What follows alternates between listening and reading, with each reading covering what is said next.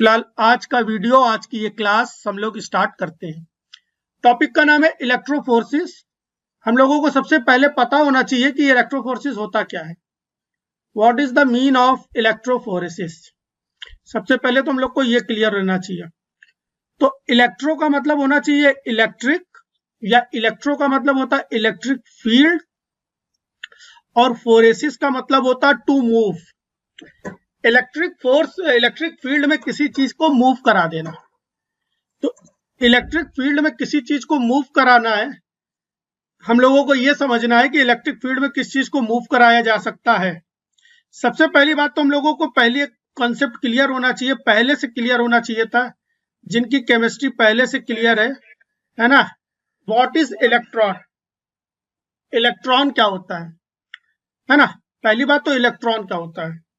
दूसरी बात, इलेक्ट्रॉन पे चार्ज कौन सा होता है, यह बात हमेशा क्लियर होना चाहिए। इलेक्ट्रॉन पे चार्ज कौन सा होता है।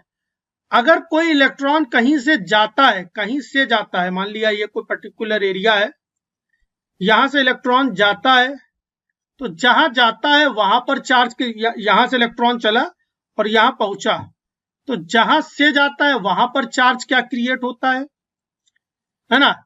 और जहां पर जाता है वहां पर क्या चार्ज होता है, और जहां से जाता है वहां पर क्या चार्ज होता है। एक बात तो ये। इसके अलावा what is cation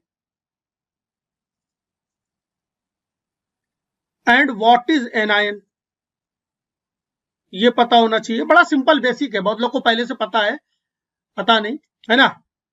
in the same way what is cathode and what is anode. तो ये एक पहले बेसिक है जो इलेक्ट्रोफोर्सिस जो भी पढ़ने जा रहे हैं स्टूडेंट्स, है ना। हड़बड़ी में हम लोग को कुछ नहीं पढ़ना, हम लोग को सारे बेसिक्स क्लियर करके चलना है। तो सबसे पहली बात हम लोग को क्या पता रहना चाहिए, क्योंकि हमेशा काम आएगा। क्या पता रहना चाहिए, देख लेते क्या क्या मैंने डाउट लेके आए सामने, और मैं भी पूछूंगा, देखते कितने लोग को क्या पता होता है। तो व्हाट इज इलेक्ट्रॉन? सबसे पहले तो हम लोग को यह पता रहना चाहिए कि इलेक्ट्रॉन क्या है। आखिर इलेक्ट्रॉन क्या होता है हमको ये पता होना चाहिए। तो इलेक्ट्रॉन कुछ नहीं, सब एटॉमिक पार्टिकल है। इलेक्ट्रॉन क्या है, थ्योरी कुछ नहीं जानना है, सिर्फ कॉन्सेप्ट समझना है। इलेक्ट्रॉन क्या है? इलेक्ट्रॉन एक सब एटॉमिक पार्टिकल है। इलेक्ट्रॉन क्या हो रहा है? सब एटॉमिक पार्टिकल है। और आगे बीच में, ठीक है, एक बार कंफर्म कर दो, आवाज आ रही ना मेरी क्लियर? हाँ ठीक है, बस ये जानना था। इलेक्ट्रॉन क्या है? Electron equal to sub atomic particle. Electron is equal to sub atomic particle, है ना। एटॉमिक पार्टिकल, बस इतना जानना था हम लोग को। एक्चुअली में होता क्या है कि हम लोग जो सबसे छोटा पार्टिकल माना जाता है उसको एटम बोला गया। एटम मिल करके क्या करते हैं, मॉलिक्यूल बनाते हैं। ये सबको पता है, इसमें कोई रॉकेट साइंस नहीं है। अब अगर बात किया जाए एटम किससे मिलके बनता है, तो एटम तीन चीजों से, जिन चीजों से आपका काम चल जाएगा, इलेक्ट्रॉन, प्रोटॉन, है ना, और न्यूट्रॉन, इन चीजों से मिलके बनता है। प्रोटॉन और न्यूट्रॉन जो होते हैं वो न्यूक्लियस में पाए जाते हैं, न्यूक्लियस में होते हैं, है ना। और इलेक्ट्रॉन इसी के चारों तरफ चक्कर लगाते रहते हैं। इलेक्ट्रॉन के चारों तरफ चक्कर, इलेक्ट्रॉन जो होता है इसी प्रोटॉन या न्यूक्लियस के चारों तरफ रिवॉल्व करते रहते हैं। जहां पे पॉजिट्रॉन या कुछ एडवांस चीजें नहीं समझनी, उतना समझना है जितना हम लोगों का, जितने से काम चल जाए। स्पेक्ट्रोस्कोपी में जरूरत होगी तो वहां पे बताएंगे आपको, ठीक है। इलेक्ट्रॉन इसी के चारों तरफ रिवॉल्व करता रहता है। इलेक्ट्रॉन पे चार्ज कितना होता है? -1 का चार्ज होता है ना। -1 का चार्ज होता है। कूलम में कितना होता है उससे हमें नहीं मतलब है। जिस चीज से नहीं मतलब उस चीज को हम लोग नहीं छेड़ेंगे। -1 का मतलब कहीं पर इलेक्ट्रॉन जाता है तो -1 चार्ज। पहली बात, इलेक्ट्रॉन क्या है? सब एटॉमिक पार्टिकल है। चार्ज कितना है? -1 है। अब सबसे इंपॉर्टेंट बात क्या है कि इलेक्ट्रॉन जहां से जाता है वहां पर कौन सा चार्ज आता है? जहां से जाता है, और जहां पर जाता है, यहां पे पहुंचा, वहां पे कौन सा चार्ज है? इसमें बहुत सारा कंफ्यूजन जीवन भर में आ जाता है। आप मान के चलेंगे कि इलेक्ट्रॉन आप अपने मन में सोच लीजिए, जो भी आता है चार्ज आप अपने मन में सोचिए। यहाँ पर आंसर देने का समय कम है। आज क्लास 7:30 बजे से मुझे लेनी थी। आज फिर एक मेरा इंटरव्यू था। देखते कितने इंटरव्यू जीवन में देते रहना हमें, ठीक है। तो लेट हो गया, ठीक है। चलिए देखते हैं। इलेक्ट्रॉन इज इक्वल टू भूत। संध्या जी, इलेक्ट्रॉन को मान लो आप भूत है। अगर भूत पसंद है तो भूत मानो, चुड़ैल पसंद है तो चुड़ैल मान लो, जो भी मन हो वो मान लो। और आप मान लो जिस कमरे में बैठे हो वो अकेले हो सकता है सच में अकेले हो। और अगर कमरे में चुड़ैल या भूत एकदम से आपके आ जाए तो क्या होगा? वहां पर तुरंत ही खुशियां फैल जाएंगी, पॉजिटिविटी फैल जाएगी, या निगेटिविटी फैल जाएगी। आप इमेजिन करो कि अगर आपके कमरे में एकदम से भूत आ जाए तो वहां पर कौन सा चार्ज आएगा आपके कमरे में? पॉजिटिविटी आएगी कि निगेटिविटी? तो मैंने बोला उम्मीद है निगेटिविटी। अगर आप लोग कहीं से भी नर पिशाच टाइप के नहीं होगे तो आप होगे क्या? ओवरऑल निगेटिविटी ही चार्ज आने वाली है। निगेटिविटी तो कभी नहीं भूलना है कि इलेक्ट्रॉन जहां जाता है वहां पे निगेटिव चार्ज, और जहां से मान लिया अब आपके कमरे में बड़ा डर रहे थे और हनुमान जी का गुणगान करना शुरू किए, या जो भी मंत्र और जो भी होता है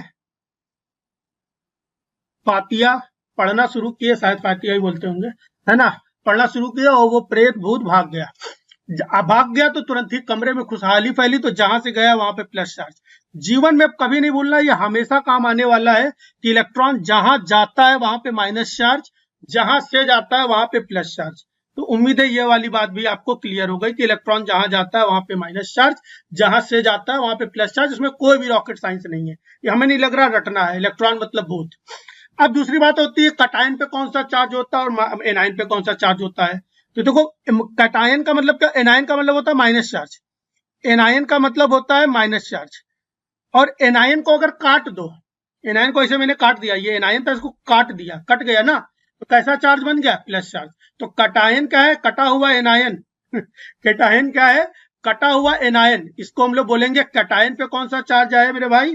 कटायन पे आया पॉजिटिव चार्ज, और एनायन पे क्या है? एनायन पे है क्या? Minus charge. कुछ भी नहीं रखना है। अब एक चीज और बहुत बच्चे कंफ्यूज होते हैं कि सर ये कैथोड और एनोड पे कौन सा चार्ज होता है ना, कैथोड पे कौन सा चार्ज होता है और एनोड पे कौन सा चार्ज होता है। जब लोग केमिस्ट्री पढ़ते हैं तो दो तरह की सेल्स पढ़ते हैं, हालांकि वो पढ़ना नहीं सिर्फ नाम बताए दे रहे। एक तरह की गैल्वेनिक सेल और एक होती है इलेक्ट्रोकेमिकल सेल। क्या आपने इन दोनों का कभी जीवन में नाम सुना है? कभी नाम सुना है? एमएससी। तो आज वो नाम सुना है उसको याद नहीं रखना है, हम लोग को सिर्फ इलेक्ट्रोकेमिकल सेल के बारे में जानना है। और एक लाइन बार बार जीवन में 1000 मर्तबा बोलना है। पूजा जी, है ना, पूजा जी नई नई ज्वाइन करी, हमें नहीं पता है कौन है पूजा जी। हमने तो डायरेक्ट ज्वाइन कर लिया। कई लोग नए नए नाम से आते रहते हैं, ठीक है भाई। कई लोग क्या करते हैं, अपनी सहेलियों को भी भेज देते हैं लिंक, वो ज्वाइन कर लेते हैं। अब ये सब चीजें हट जाएंगी 15 तारीख के बाद से। जैसे ही हम लोगों का ऐप लॉन्च होगा तो वे वहां पर इस टाइप चीजें नहीं हो पाएंगी। चलिए पूजा जी आई हुई हैं, उनके स्वागत में जानते हैं कैथोड और एनोड क्या होता है। What is cathode and anode. उम्मीद है इतनी बात में किसी को कोई रटने की जरूरत नहीं है। इलेक्ट्रॉन एक सब एटॉमिक पार्टिकल है।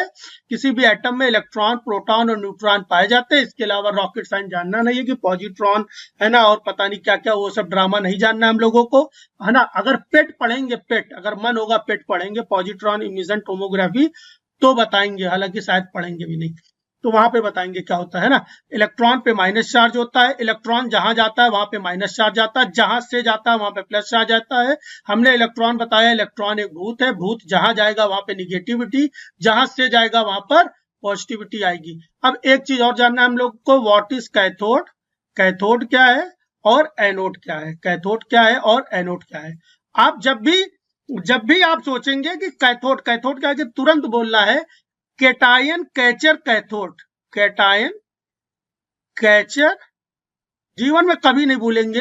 ये इलेक्ट्रोकेमिकल सेल की बात हो रही है। हम लोग के बायोलॉजी में जो भी इलेक्ट्रोफोरेसिस पढ़ेंगे उसमें सिर्फ इलेक्ट्रोकेमिकल सेल ही यूज होती है, गैल्वेनिक सेल नहीं यूज होती है। थोड़ा थोड़ा हम केमिस्ट्री खूब जम के 6-7 साल पढ़ाए, इसलिए हमको आती है, इसलिए हम आपको जबरदस्ती ज्ञान झाड़ रहे हैं, है ना।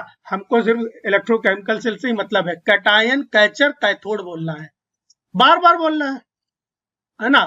और एनायन में क्या बोलोगे, एनोड में क्या बोलोगे, एनायन एट्रैक्टेंट, है ना। एनोड क्या रटना है उसमें। कैटायन कैचर कैथोड, कैटायन को अपनी ओर आकर्षित करने वाले, अपनी ओर अट्रैक्ट करने वाले को हम लोग कैथोड कहते हैं। कैटायन को कौन कैच करेगा, कुछ नहीं रटना है भाई। कैटायन को कौन कैच करेगा, कैटायन पे प्लस चार्ज है, कौन कैच करेगा, जिसके पास माइनस चार्ज होगा। कौन कैच करेगा, जिसके पास माइनस चार्ज होगा। मतलब कैटायन को कैच करने वाले कैथोड, तो मतलब माइनस चार्ज किस पे होगा, कैथोड पे क्या होना चाहिए, माइनस चार्ज। इसमें कुछ रटने लायक तो लग नहीं रहा है। कैथोड पे क्या होगा, माइनस चार्ज, क्योंकि ये कैटायन को कैच करते हैं, कैटायन को अपनी ओर खींचते हैं। एनायन को कौन अट्रैक्ट करेगा, एनायन पे पहली बात मैंने बताया माइनस चार्ज। माइनस चार्ज को अपनी ओर अट्रैक्ट करेगा, कौन अट्रैक्ट करेगा, जिसके पास प्लस चार्ज हो।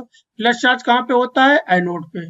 प्लस चार्ज कहाँ पे होता है मेरे भाई, एनोड पे। तो एनायन को अपनी ओर अट्रैक्ट करने वाले एनोड, और कैटायन को अपनी ओर कैच करने वाले कैथोड। क्या आपको कभी जीवन में अब एनोड और कैथोड पे चार्ज क्या होता है कभी कर पाएगा, बदला है। सबको ये बात क्लियर हो गई, सबको अरे अनुष्का बनर्जी, हाँ नहीं कैच कर, अनुष्का मतलब कहना चाह रही कि इनको अब कोई समस्या जीवन में है नहीं, इनका जीवन बिल्कुल सरल हो गया, बहुत बढ़िया। तो कैटायन को अपनी ओर कैच करने वाले कैथोड और एनायन को अपनी ओर अट्रैक्ट करने वाले एनोड, ठीक है, एनोड। केमिस्ट्री और बायोकेमिस्ट्री, केमिस्ट्री जितनी होगी बड़ा मजे से पढ़ाएंगे। जब पढ़ाते थे तब ऐसा नहीं था कि खाली स्टेपनी की तरह काम करते थे, केमिस्ट्री फुल फ्लेज में पढ़ाया जाता था, ठीक है। चलिए देखते हैं, तो कैटायन को अपनी ओर कैच करने वाले कैथोड, कैथोड पे माइनस चार्ज। अब हमको ये बताओ कि अगर डीएनए अट्रैक्ट होगा, डीएनए किधर मूव करेगा, डीएनए किधर मूव करेगा, ए मतलब कैथोड और बी मतलब एनोड, ए या बी की तरफ, कहां में मूव करेगा, कौन भाई बताने वाला है।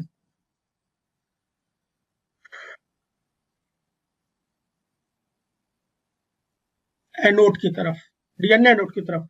हिस्टोन कहां मूव करेगा, बेसिक बहुत में जो मेन बेसिक है, जहां पे फंसा देते हैं वही आपको पता चल गया। हिस्टोन कहां मूव करेगा, ए मतलब एनोड, ए मतलब सॉरी कैथोड, बी मतलब एनोड, बताइए। डीएनए जो भाई एनोड की तरफ मूव कर रहा है ना। हिस्टोन पे पॉजिटिव चार्ज होता है इसलिए वो कैथोड की।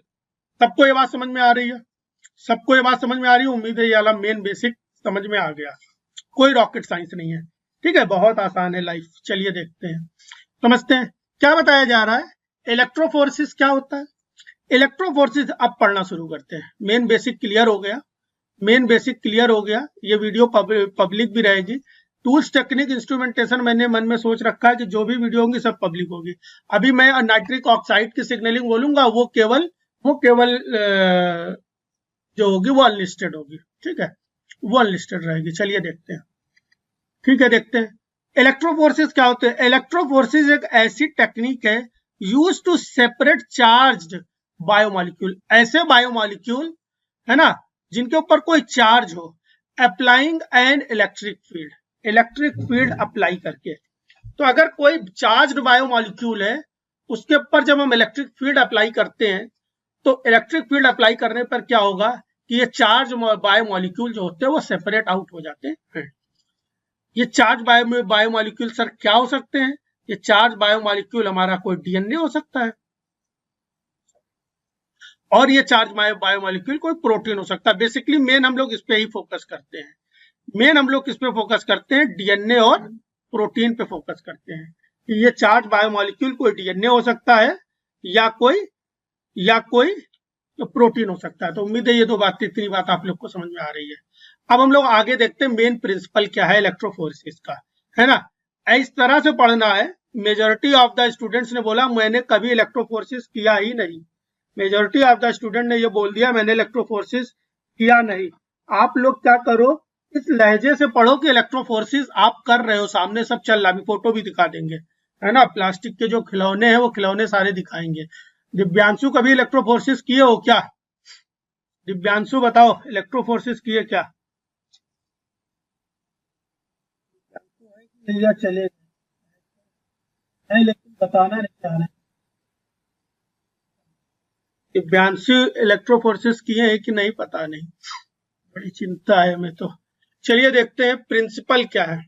यहाँ पर माइग्रेशन जो होता है वो डिपेंड करता है अपॉन द मॉलिक्यूलर साइज, है ना, upon the molecular size, net charge, molecular shape, electric field strength.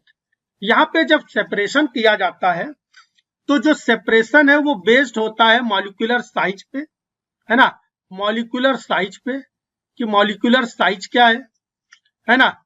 Net charge कितना है, और नेट चार्ज के बाद में नेट चार्ज कितना है, इसके अलावा नेट चार्ज के अलावा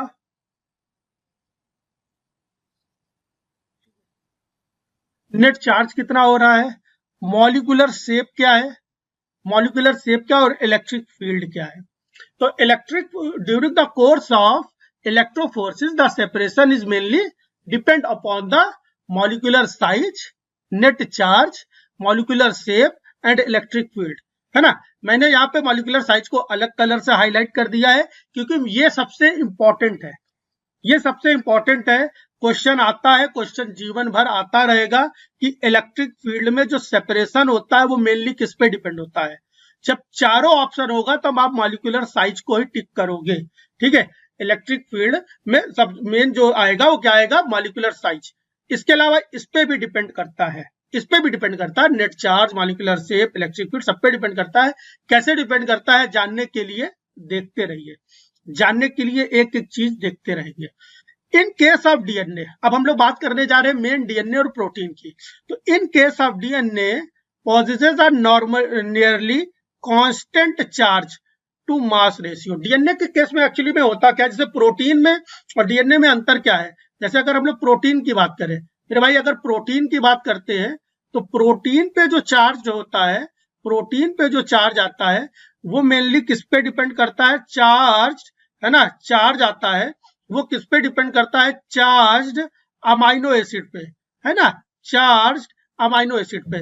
मैंने आपसे पहले भी प्रॉमिस कर रखा है कि कुछ भी नहीं रटना है, कुछ भी नहीं रटना है। जो प्रैक्टिस करनी है बार बार वो मॉलिक्यूलर बायोलॉजी और सेल बायोलॉजी, उसमें भी रटने लायक नहीं, प्रैक्टिस करनी है बस। Charge amino acid, charge amino acid कौन से हैं, चार्ज अमाइनो एसिड दो तरह के, या तो निगेटिव चार्ज और या तो पॉजिटिव चार्ज, है ना। प्रोटीन के केस में चार्ज अमाइनो एसिड कौन से हैं, दो तरह के अमाइनो एसिड होते हैं, या तो निगेटिव चार्ज और या तो positive charge. Negative charge amino acid कौन कौन से हैं, कौन कौन बता सकता है हमें, कौन कौन negative amino acid charge amino acid होते हैं, कौन से अमाइनो एसिड है जिनके ऊपर निगेटिव चार्ज होता है। ठीक है, चलिए देखते हैं। दो पहले तो पॉजिटिव देखते हैं। पॉजिटिव अमाइनो एसिड जो होता है जिसके अंदर पॉजिटिविटी, हर समय पॉजिटिविटी, हर समय खुश, है ना, हर समय खुश, हर समय खुश रहने वाले अमाइनो एसिड जो है वो है ऋतिक रोशन, एचआरके। एचआरके जो है वो ऋतिक रोशन है ना। एचआरके मतलब एस्पराजिन नहीं, एस्पराजिन नहीं, एस्पराजिन नहीं मैडम, ठीक है। जो भी एस्पराजिन बोला नाम नहीं देख पाए हम, सॉरी, ठीक है। एस्पराजिन नहीं, चलिए याद करा देते हैं, याद करा देते हैं, है ना। एच का मतलब हिस्टिडीन, एच का मतलब हिस्टिडीन। अच्छा, ये सिंगल लेटर एक्सप्रेशन आपको याद करना है जो बायोकेमिस्ट्री बताएंगे। आर का मतलब आर्जिनिन, आर का मतलब आर्जिनिन, है ना, आर्जिनिन। और के का मतलब लाइसिन, के का मतलब लाइसिन, है ना, लाइसिन। ये तीन अमाइनो एसिड्स है जिन पे पॉजिटिव चार्ज रहता है। एच आर के, ऋतिक रोशन को देख के हर समय पॉजिटिविटी, है ना, हर समय पॉजिटिविटी आपके जीवन में आ जाती है। आती है कि नहीं आती, आपका फेवरेट है कि नहीं, बनाना पड़ेगा, है ना, बनाना पड़ेगा आपको इसको अपना फेवरेट। और निगेटिविटी क्या होती है मेरे भाई, निगेटिविटी ये होती है, निगेटिविटी क्या होती है, जब आपको कोई आपको पैसा दे दे, आपको पैसा दे दे, ये सब मेरी खुद की बनाए हुए ट्रिक्स हैं, है ना। आपको हमने पैसा दे दिया, अब जब पैसा दे दिया तब तो आप बहुत खुश थे, उधार पैसा मांग लिए हमसे, बहुत लोग हमसे पैसा उधार मांग लिए। अब हम उनसे पैसा जब मांगते बिल्कुल उदास, मुंह ऐसा झुका लेते हैं, ऐसा लग रहा है भैया हम उनसे क्या मांग लिए, किडनी इडनी मांग लिए या क्या मांग लिए। तो वो जब भी उनसे पैसा बोलते हैं कि पैसा दे, जैसे बोलते हैं उनसे हम कि पैसा दे दे, पैसा देने की बात जैसे करते हैं तुरंत ही उनके अंदर निगेटिविटी आ जाती है। तो डी का मतलब होता है, डी का मतलब क्या होता है मेरे भाई, एस्पार्टिक एसिड, एस्पार्टिक, उल्टा बोल रहा हूं क्या, एस्पार्टिक, एस्पार्टिक एसिड। और ई का मतलब, ई का मतलब ग्लूटामिक एसिड, है ना, ग्लूटामिक एसिड। मुझे लग रहा है मैं उल्टा बोल दिया हूं क्या। डी का मतलब एस्पार्टिक एसिड, एन का मतलब एस्पराजिन, करेक्ट है। Thank you Nisha ji, confuse हो गए थे, देखो हम भी, जो सच है वो सच है, ठीक है। तो ये दो अमाइनो एसिड्स है, डी और ई वाली, ये। अब नेट चार्ज का मतलब समझ रहे हो मेरे भाई, मान लिया पांच पांच पांच जो है एस्पार्टिक एसिड हो, किसी किसी प्रोटीन में 5 एस्पार्टिक एसिड हो, और 5 जो है आर्जिनिन हो, आर जो है वो भी 5 हो, तो यहाँ पर प्रोटीन का मूवमेंट किस पे डिपेंड कर जाएगा? साइज पे। अब दोनों पे नेट चार्ज तो सेम हो गया, तो किस पे मूवमेंट डिपेंड करेगा? साइज पे। लेकिन लेकिन इन द सेम वे, है ना, इन द सेम वे हम लोग क्या करेंगे, मान लिया कि प्रोटीन एस्पार्टिक एसिड 8 है ना, और आर्जिनिन जो है, आर्जिनिन 5 है, तो नेट मूवमेंट किस पे डिपेंड करेगा? अब चार्ज पे, नेट चार्ज पे। नेट मूवमेंट किस पे डिपेंड करेगा? नेट चार्ज पे। उम्मीद है आपको ये बात समझ में आ गई कि नेट चार्ज का मतलब क्या, कुछ नहीं रटना है। दूसरी चीज, अगर हम लोग डीएनए की बात करते हैं, in the case of DNA, अगर हम लोग डीएनए की बात करते हैं, अगर हम लोग क्या करते हैं डीएनए की बात, तो डीएनए में चार्ज कौन देता है? चार्ज कौन देता है? चार्ज आता है, चार्ज आता है किस पे आता है? चार्ज आता है फास्फोरिक एसिड से या फास्फेट ग्रुप से, फास्फेट ग्रुप से। तो डीएनए का कोई भी मॉलिक्यूल हो, चार्ज कांस्टेंट रहता है। डीएनए के केस में चार्ज जो है ना, चार्ज जो है, चार्ज बाई मास बोल सकते हैं, या charge by molecular weight, ratio हमेशा कांस्टेंट रहता है। क्यों कांस्टेंट रहता है? क्यों कांस्टेंट रहता है? मान लिया एक न्यूक्लियोटाइड आएगा, एक न्यूक्लियोटाइड आएगा, तो एक न्यूक्लियोटाइड के कारण टर्मिनल वाला छोड़ देते हैं, टर्मिनल वाला जो है, टर्मिनल वाला जो है उसको निग्लेक्ट कर दे, उसको निग्लेक्ट कर दे रहे हैं, है ना, उसको निग्लेक्ट कर रहे हैं, इसको निग्लेक्ट कर रहे हैं। तो बाकी इंटरमीडिएट, टर्मिनल तो केवल एक ही होगा ना, मतलब 5,000 न्यूक्लियोटाइड थे, तो उसमें से टर्मिनल छोड़ दो, बाकी 4,999। वाह, होने वाली ये फीस है आफ्टर 15 अगस्त, तो बहुत बढ़िया आंकड़ा आया। ठीक है 4,999। तो मान लिया 4,999 न्यूक्लियोटाइड्स हैं, तो 4,999 न्यूक्लियोटाइड्स का हर न्यूक्लियोटाइड पे चार्ज तो -1 ही होगा, चार्ज -1 होगा, मॉलिक्यूलर वेट लगभग 330, मॉलिक्यूलर वेट लगभग 330 डाल्टन लेके चलते हैं, मतलब ये एवरेज माना गया है। अमाइनो एसिड में 110 माना जाता है, वो अभी नहीं ध्यान देंगे, और न्यूक्लियोटाइड में -30। तो चाहे कोई न्यूक्लियोटाइड है, ये एवरेज माना गया, ये फिक्स नहीं, ध्यान लगाना, ये एवरेज माना गया, इसी से आपके न्यूमेरिकल सॉल्व होंगे, इसी से सारे क्वेश्चन सॉल्व होंगे। तो 330 डाल्टन, है ना। तो क्या बात मैंने बोली कि चार्ज, हर न्यूक्लियोटाइड पे चार्ज फिक्स है, ये फिक्स है, तो मतलब दोनों के बीच का रेशियो भी फिक्स है। क्या इतनी बात सबको समझ में आ रही है? क्या ये वाली बात सबको समझ में आ रही है? किसी को ये बात अभी तक ना समझ में आई है तो बताए, कोई ऐसा स्टूडेंट जिसको ना आई हो? सबको इतनी बात क्लियर है, बहुत बढ़िया। चलिए देखते हैं। In case of DNA possesses are nearly constant charge to mass ratio, charge by mass ratio constant होता है due to its negatively charged phosphate backbone. Therefore DNA separation in agarose gel is primarily based on size, है ना। इसलिए किस पे depend करता है? Size पे। देखो इस केस में भी साइज पे हो गया, मान लिया प्रोटीन का भी नेट चार्ज 0 है, तब भी साइज मेन है ना, तो साइज ज्यादा मेन है, साइज ज्यादा। अगर चारों में से कोई, मान लिया कि इनमें से कौन नहीं होता है, तब कुछ आया, तब देखा जाएगा, उस हिसाब से उतना आप इंटेलेक्चुअल हो जाओगे जब तक के ये क्लास खत्म होगी, तब तक क्या बहुत ज्यादा बुद्धिमान हो जाओगे। तो चार्ज बाई रेशियो कितना होने वाला? चार्ज -1 है ना, चार्ज -1 है ना। कूलम में कितना होता है वो सब बायोकेमिस्ट्री में, कोर केमिस्ट्री जब पढ़ेंगे तब बता देंगे, है ना। और मास कितना है? 330 डाल्टन का। सर बोले सर अगर डबल स्टैंडर्ड होगा तब, डबल स्टैंडर्ड होगा तब कितना होगा? तब डबल स्टैंड में क्या होगा? एक न्यूक्लियोटाइड इधर होगा, एक न्यूक्लियोटाइड इधर होगा, दोनों के बीच में हाइड्रोजन बॉन्ड होगा, है ना। अच्छा ये बताओ डबल स्टैंड में चार्ज बाई मास रेशियो क्या होगा? कोई बता सकता है? लिख के बताना पड़ेगा, थोड़ी मेहनत वाला सवाल पूछे, लेकिन आपकी दिमाग की बत्ती जला देगा ये। दिमाग की बत्ती जलाएं और सब लोग सामूहिक रूप से आंसर दें, सब लोग सामूहिक रूप से उत्तर दें। डबल स्टैंडर्ड में चार्ज बाई मास रेशियो क्या होगा? टाइप करना, टाइप करने की मन ना हो, है ना, वो क्या करेंगे, बोल करके भी आंसर दे सकते हैं। आंसर तो देना पड़ेगा ना जी।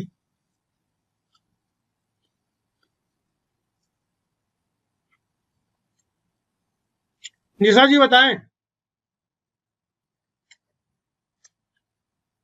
निशा जी बताएं, दीप्ति मैम बताएं, अनुष्का, पूजा जी आज नई नई ज्वाइन हुई है। I don't know who is Pooja, ma'am is saying who is Pooja. ठीक है, ज्वाइन है तो ज्वाइन है।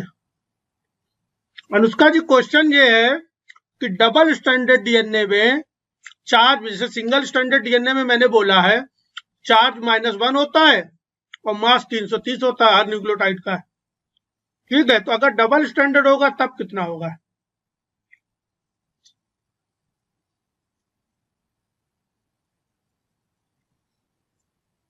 कोई नहीं जवाब दे रहा है, पता नहीं, हो सकता क्वेश्चन ही ना समझ पाए हूं। देखो क्वेश्चन मैंने क्या पूछा है, हो सकता है यही क्वेश्चन आ जाए ना। क्वेश्चन मेरे भाई मैंने क्या पूछा है, ठीक है, क्वेश्चन क्या पूछा मैंने, मान लिया कि एक कोई सिंगल स्टैंडर्ड डीएनए है और उसके ऊपर, है ना, उसके ऊपर क्या लगे हुए हैं, 10 न्यूक्लियोटाइड लगे हुए हैं। हम टर्मिनल को हमेशा निगलेक्ट करके चलेंगे, टर्मिनल को भी लास्ट में बता देंगे क्या केस है। मान लिया 10 न्यूक्लियोटाइड लगे हुए हैं, ठीक बात है, 10 न्यूक्लियोटाइड लगे हुए हैं, तो हमने बोला फास्फेट के कारण कुल जो माइनस चार्ज आ रहा है वो 10 आ रहा है। 10 न्यूक्लियोटाइड का कोई हम लोग एस्टिमेट करते भी नहीं है।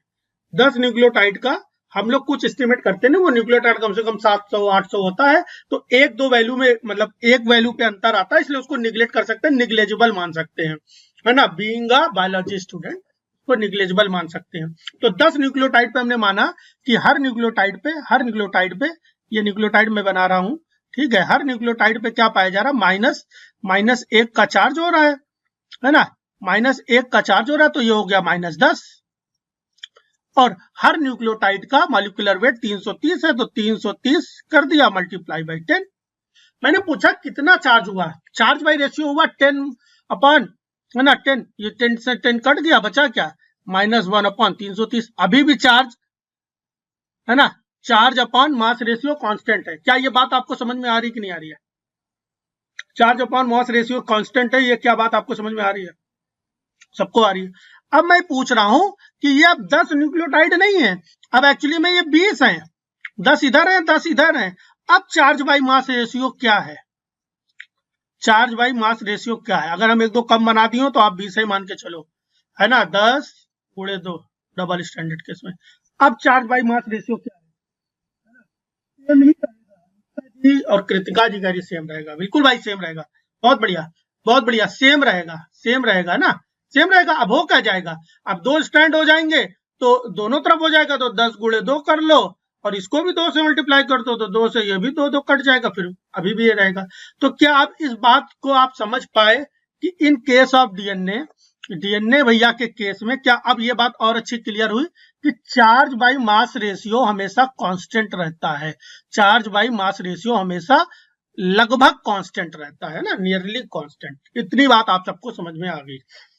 अब बात समझते हैं कि यहाँ पर हम लोग करते क्या, therefore DNA separation in agarose gel is primarily based on, agarose gel में प्राइमरीली किस पे बेस्ड होता है, साइज पे बेस्ड होता है ना। बहुत प्यारा क्वेश्चन ये है कि हम कर रहे, बहुत प्यारा क्वेश्चन है आपके यहाँ जो भी, या आप अपने मन से आज अपने दिल से जितनी बार आपने इलेक्ट्रोफोर्सिस कर रखी है, जिसने भी कर रखी है, क्वेश्चन ये अपने मन से आज पूछिए, अगर उसका उत्तर आपको आता है तो बहुत अच्छी बात है। क्वेश्चन ये मन से करिए कि इलेक्ट्रोफोर्सिस में जीवन भर से आप डीएनए सेपरेट आउट कर रहे हो, तो सेपरेट आउट किसके बेस पर यूज कर रहे हो, इलेक्ट्रिक करंट यूज कर रहे हो, इलेक्ट्रिक करंट, लेकिन सेपरेशन किसके बेस पे हो रहा है, इलेक्ट्रिक करंट पे बेस पे नहीं हो रहा, बल्कि किसके बेस पे हो रहा है, साइज के बेस पे हो रहा है। किसके बेस पे हो रहा है, साइज के बेस पे हो रहा है। ऐसा क्यों हो रहा था, क्वेश्चन तो यहाँ पे आया कि ऐसा हो क्यों रहा था, तो ऐसा इसलिए हो रहा था क्योंकि वहां पे charge to mass ratio same है। ठीक है, चलिए अब बात आती है कि सर ये अगरोज क्या होता है। तो जीवन में अगरोज या अगार, कितने लोगों ने अगरोज देखा है अभी तक, कितने लोगों ने अगरोज पाउडर देखा, जिन्होंने किया उन्होंने देखा। इंद्राक्षी जी कहाँ देख ले रही हैं, एमएससी में अगरोज देखा क्या इंद्राक्षी? अगरोज तो हमारे चूहे खाते थे लैब में, और मर जाते होंगे हमें लग रहा खा के वो, क्योंकि बहुत अच्छा है ना। दुनिया में इस पृथ्वी पे सबसे ज्यादा इम्बिबिशन की पावर अगर किसी के अंदर है तो वो है अगरोज, अगरोज, है ना। दुनिया में इस पृथ्वी लोक पे सबसे ज्यादा इम्बिबिशन की पावर है, या जिसको खोजा गया है, हो सकता कुछ और भी हो, तो वो है अगरोज। अगरोज कुछ नहीं है, अगार अगार, जिन्होंने अगरोज नहीं देखा उन्होंने अगार अगार देखा। अगार अगार जो पाउडर होता है उसी का प्यूरिफाइड वर्जन होता है, उसको अगरोज बोलते हैं, उसका बहुत ज्यादा प्यूरिफाइड, है ना। 70% अगरोज होता है अगार अगार में लगभग। अच्छा अगर आपने अगार खरीदा है, अगर अच्छा वाला अगार खरीदा है तो 70% अगरोज होता है उसके अंदर, है ना। और जो अगरोज होता है वो प्योर होता है, बिल्कुल पूरी तरह से प्योर रहता है। तो अगरोज क्या है, एक तरह से नेचुरल लीनियर पॉलीसेक्राइड है, obtain from the seaweed. कहां से पाया जाता है इसको, सी वीड से मिलता है हमें। रेड एल्गी, कोई बता सकता है कौन सी रेड एल्गी से मिलता है, कौन सी रेड एल्गी से, है ना, देख लेना, रेड एल्गी से मिलता है, रेड एल्गी से मिलता है। आप लोग जब वीडियो डालेंगे तो उसमें वहां पे कमेंट करना। और जिलेडियम के अलावा, जिलेडियम और Gracilaria, very good very good very good, Gelidium और ग्रेसिलेरिया, है ना। Agarose is a purified gel form fraction of the agar have less agaropectin. Actually में अगरोज जो होता है अगरोज जो होता है उसमें क्या होता है, अगार क्या होता है, उसमें एग्रोपेक्टिन होता है। लगभग अच्छी क्वालिटी का भी अगार लोगे तो 30% एग्रोपेक्टिन होता है। तो एक बात समझो, मान लिया अगरोज आपकी लैब में अगार अगार वाला कुछ बना रहे हो, यही तो है ना मुद्दा। आप क्या बना रहे हो, मीडिया बनाने जा रहे हो, अब लैब में अगार अगार नहीं मिल रहा है तो क्या करेंगे, अगर पढ़े लिखे हो, कंसेप्ट आपके क्लियर है, तो अगरोज डाल सकते हो, उसमें क्या इश्यू है। हमको सॉलिडिफाइंग एजेंट डालना है ना, बहुत कम मात्रा में, बहुत कम मात्रा में अगरोज डाला जा सकता है। अगरोज क्या होता है, एक तरह का एग्रोबायोस का, एग्रोबायोस और एग्रोपेक्टिन दो चीज से मिलकर बनता है अगार अगार, दो चीज से मिलकर बनता है अगार अगार। लेकिन अगरोज की बात अगर हम लोग करें तो अगरोज है रिपीटिंग यूनिट ऑफ एग्रोबायोस। एग्रोबायोस एक तरह का डाइसेक्राइड है, एग्रोबायोस क्या है, एक तरह का डाइसेक्राइड है ना। एग्रोबायोस बार बार जुड़ता चला जाता है और क्या बनता है, हम लोगों का एग्रोज मिल जाता है। एग्रोबायोस तो डाइसेक्राइड है तो काहे से मिलकर बनता है, ये डी गैलेक्टोज और 3,6 एन हाइड्रो एल गैलेक्टोज के मिलने से बनता है। डी गैलेक्टोज, ये रटना नहीं है, ये नहीं रटना है, ये याद रहना चाहिए, ये याद रहना चाहिए, ये पॉइंट याद रहना चाहिए, पॉइंट याद रखना है, इसमें रटना कुछ है ही नहीं। एग्रोज क्या है, अगार अगार का प्यूरिफाइड वर्जन है, जिसमें और इसका मोनोमर क्या है, एग्रोबायोज या अगार बायोज, है ना। अगार बायोज का एक तरह का डाइसेक्राइड है। अब यहीं पर आगे हम लोग एक और पढ़ेंगे, आज तो नहीं पढ़ेंगे, कल पढ़ेंगे, पॉलीक्रिलामाइड जेल इलेक्ट्रोफोरेसिस, है ना। तो पेज क्या है, यहाँ पे पॉली एक्रिलामाइड सर क्या है। अब देखो नेचुरल जो है वो है आपका एक्रिलामाइड, सॉरी एग्रोज, और पॉली एक्रिलामाइड क्या है आपका, पॉली एक्रिलामाइड क्या है, पॉली एक्रिलामाइड क्या है, एक तरह का सिंथेटिक पॉलीमर है, सिंथेटिक पॉलीमर है। इसको प्रिपेयर किया गया, वो नेचुरल था, इसको प्रिपेयर किया by the polymerisation of acrylamide monomer. इसको रटने की कोई जरूरत नहीं है, इसमें एक्रिलामाइड मोनोमर्स को पॉलीमराइज करा दिया जाता है, एक्रिलामाइड मोनोमर्स का पॉलीमराइजेशन कराया जाता है, इससे हम लोग को क्या मिल जाता है, एक पॉली एक्रिलामाइड। कुछ नहीं रटना है, इसका रिपीटिंग यूनिट क्या है, एक्रिलामाइड, और ये इसका मॉलिक्यूलर स्ट्रक्चर है जिसको याद रखने की कोई जरूरत नहीं है। ये कब है, ये मान लिया आप एमएससी कर रहे हो, वहां पे नोट्स में लिखने का आया तो वहां ये लिख दोगे तो अच्छा लगेगा, ऐसे बढ़िया सुंदर सा CH2, है ना, और ये इसके बाद CH, है ना, इसके बाद C डबल बॉन्ड O और NH2, C double bond O और NH2, हाँ ठीक है, NH2 ऐसे होता है। इसी की रिपीटिंग यूनिट आपस में जुड़ती, इधर भी H होना चाहिए था, इधर इसकी रिपीटिंग यूनिट आपस में जुड़ती चली जाती है। यह है आपका पॉलीक्रिलामाइड, कोई भी रॉकेट साइंस नहीं है इसमें। चलिए ठीक है, देख लेते हैं आगे हम लोग। उम्मीद है यहां तक आप लोगों को जो बेसिक थी इलेक्ट्रोफोरेसिस का मतलब समझ में आया। इलेक्ट्रोफोरेसिस क्या होती है, उसका प्रिंसिपल क्या होता है, एग्रोज क्या होता है और पॉलीक्रिलामाइड क्या होता है। यहां तक किसी को कंफ्यूजन हो तो बताए, नहीं तो मैं आगे बढ़ू। सबको क्लियर हो गया कि नहीं, ठीक है भाई, सबको क्लियर हो गया, बहुत अच्छी बात। अब पहली इलेक्ट्रोफोरेसिस हम लोग स्टार्ट करने जा रहे हैं, ठीक है। तो अब हम लोग क्या समझेंगे, व्हाट इज, है ना। अब इस वीडियो में हम लोग क्या समझने जा रहे हैं, व्हाट इज जेल इलेक्ट्रोफोरेसिस, या इसी के कंटिन्यूएशन में जेल इलेक्ट्रोफोरेसिस हम लोग समझेंगे। जेल इलेक्ट्रोफोरेसिस क्या होती है, जेल इलेक्ट्रोफोर्सिस क्या होती है? जेल इलेक्ट्रोफोर्सिस मतलब जेल में इलेक्ट्रिक फील्ड दे करके मूव करा देना। जेल का यूज करके इलेक्ट्रिक फील्ड दे करके मूव करा देना। मूव किसको कराना है? मूव हमको कराना है मेनली डीएनए को। मेनली किसको करना है? डीएनए को। या किसको करना है? प्रोटीन को। डीएनए और प्रोटीन को मेन मूव कराना है। मूव करा के क्या करना है? मूव करा के सेपरेट करना है, और सेपरेशन के बाद अगला स्टेप है प्यूरिफिकेशन। तो प्यूरिफिकेशन के लिए कुछ अलग टेक्निक है, लेकिन प्यूरिफिकेशन तभी होगा जब सेपरेशन होगा। तो सेपरेट करना है और प्यूरिफिकेशन करना है। मेन जेल इलेक्ट्रोफोर्सिस क्या करता है? सेपरेशन कराता है, प्यूरिफिकेशन नहीं, सेपरेशन कराता है। प्यूरिफिकेशन के लिए आगे की कहानी है अभी। ठीक है मेरे भाई, देखते हैं जेल इलेक्ट्रोफोर्सिस। यहाँ पर जेल जो होता है वो मॉलिक्यूलर सिव की तरह काम करता है। जेल किसकी तरह काम करता है? मॉलिक्यूलर सिव की तरह काम करता है। मान लिया रेत है, रेत है ना, रेत। तो रेत मान लिया खूब सारी रेत यहाँ पे डाल दिया मैंने। अब इस रेत में हमने क्या किया है मेरे भाई? अब इस रेत में ऊपर से हमने चाय बना रहे थे, पता नहीं क्या बड़ी गुस्सा आई हमको, हम इसी रेत के टीले पे चाय डाल दिए। अब चाय में क्या है मेरे भाई? चाय में क्या है? तो बोलेंगे सर चाय में चाय है और चाय पत्ती है, चाय की पत्ती है ना। तो जैसे रेत में डालेंगे चाय सारी नीचे चली जाएगी और पत्ती पत्ती ऊपर रह जाएगी। तो इसने क्या कर दिया? इसने छान दिया, चाय अलग कर दिया और पत्ती अलग कर दिया। तो यहाँ पर हुआ क्या? यहाँ पर ये रेत का टीला किसकी तरह बिहेव करा? रेत का टीला मेरे भाई बिहेव कर रहा है, किसकी तरह बिहेव कर रहा है? मॉलिक्यूलर सिव की तरह बिहेव कर रहा है। क्या इतनी बात सबको समझ में आ रही है?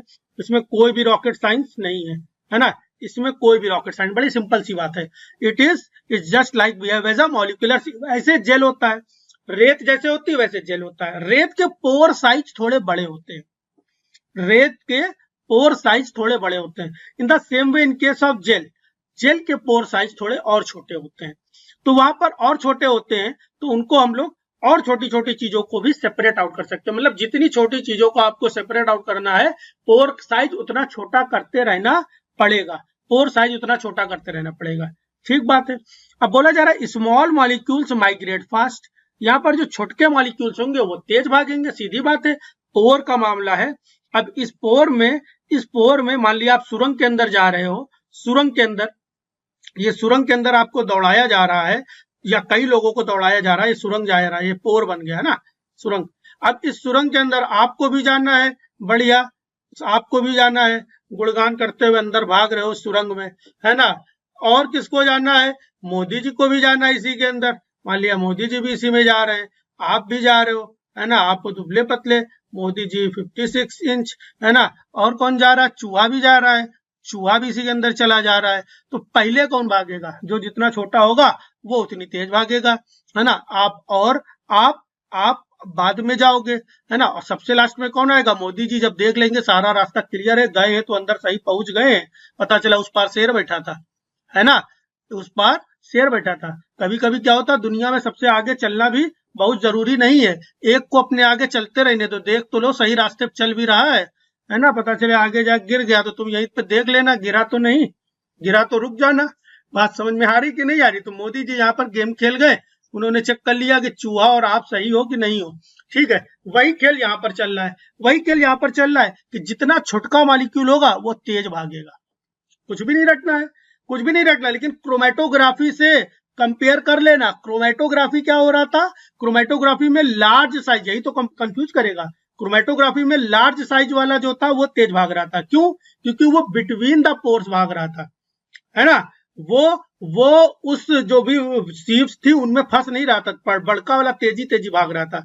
इतनी बात सबको याद आ रही है कि नहीं आ रही? क्रोमेटोग्राफी से कंपेयर करना। और जो पहली बार पढ़ रहे हैं उनको क्रोमेटोग्राफी पढ़ाई जाएगी वह अलग से, है ना। हालांकि वीडियोस मैंने सारी डाल रखी हैं, क्रोमेटोग्राफी की 5-6 वीडियोस और बनानी है, 5-6 वीडियोस और बनानी है, वो डालते रहेंगे, पब्लिक कर देंगे सारी।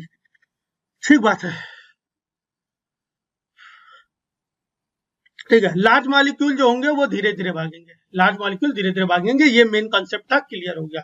छोटे मॉलिक्यूल क्या होंगे? पोर्स में तेजी से भाग जाएंगे, क्योंकि पोर का साइज के ऊपर डिपेंड करता है, मॉलिक्यूलर शेप पे डिपेंड करता है, मॉलिक्यूलर शेप पे डिपेंड करता है, शेप के अंदर भागना है ना, शेप के अंदर भागना है।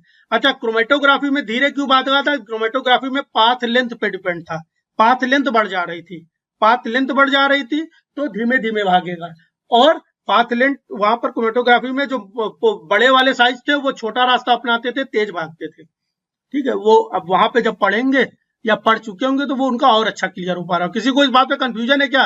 क्रोमेटोग्राफी से कंपेयर करते समय यहाँ पे कोई कंफ्यूजन तो नहीं हो रही, उम्मीद है। अब हम लोग बात करने वाले हैं कि सर जेल जो होते हैं वो दो तरह के होते हैं, एक होता है अग्रोस जेल और दूसरा होता है पॉलीएक्रिलामाइड जेल। जेल क्या होता है? जेल जैसे जिंदगी में आप लोग जेली खाते हो, जैम खाते हो, जैम एक जेल है।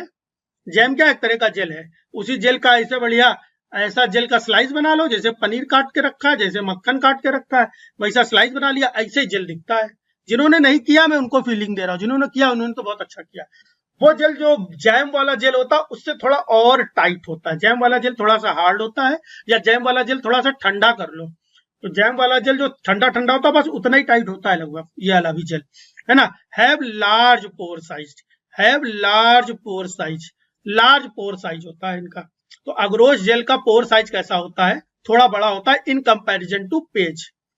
तो जब इनका पोर साइज बड़ा होता होगा तो इनके अंदर सेपरेटिंग मॉलिक्यूल क्या होते होंगे? थोड़े बड़े होते होंगे, छोटे को नहीं कर सकते, ये बड़े को बढ़िया सेपरेट कर पाते होंगे, है ना, क्योंकि लार्ज साइज ये बड़े वाले को ज्यादा अच्छे सेपरेट करना है। बहुत छोटे होंगे तो वो इनके अंदर, है ना, बहुत छोटे होंगे तो आएंगे और निकल जाएंगे, तुरंत आएंगे और निकल जाएंगे। मेरे भाई समझो मेरे बात को, इस बात को यहाँ पे बात को समझने की कोशिश करिए।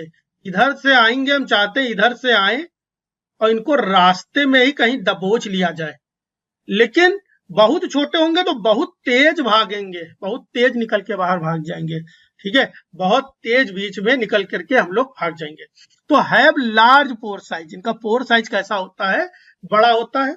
Use for the separation and purification of the DNA, separation and purification of the DNA, RNA and large DNA fragment.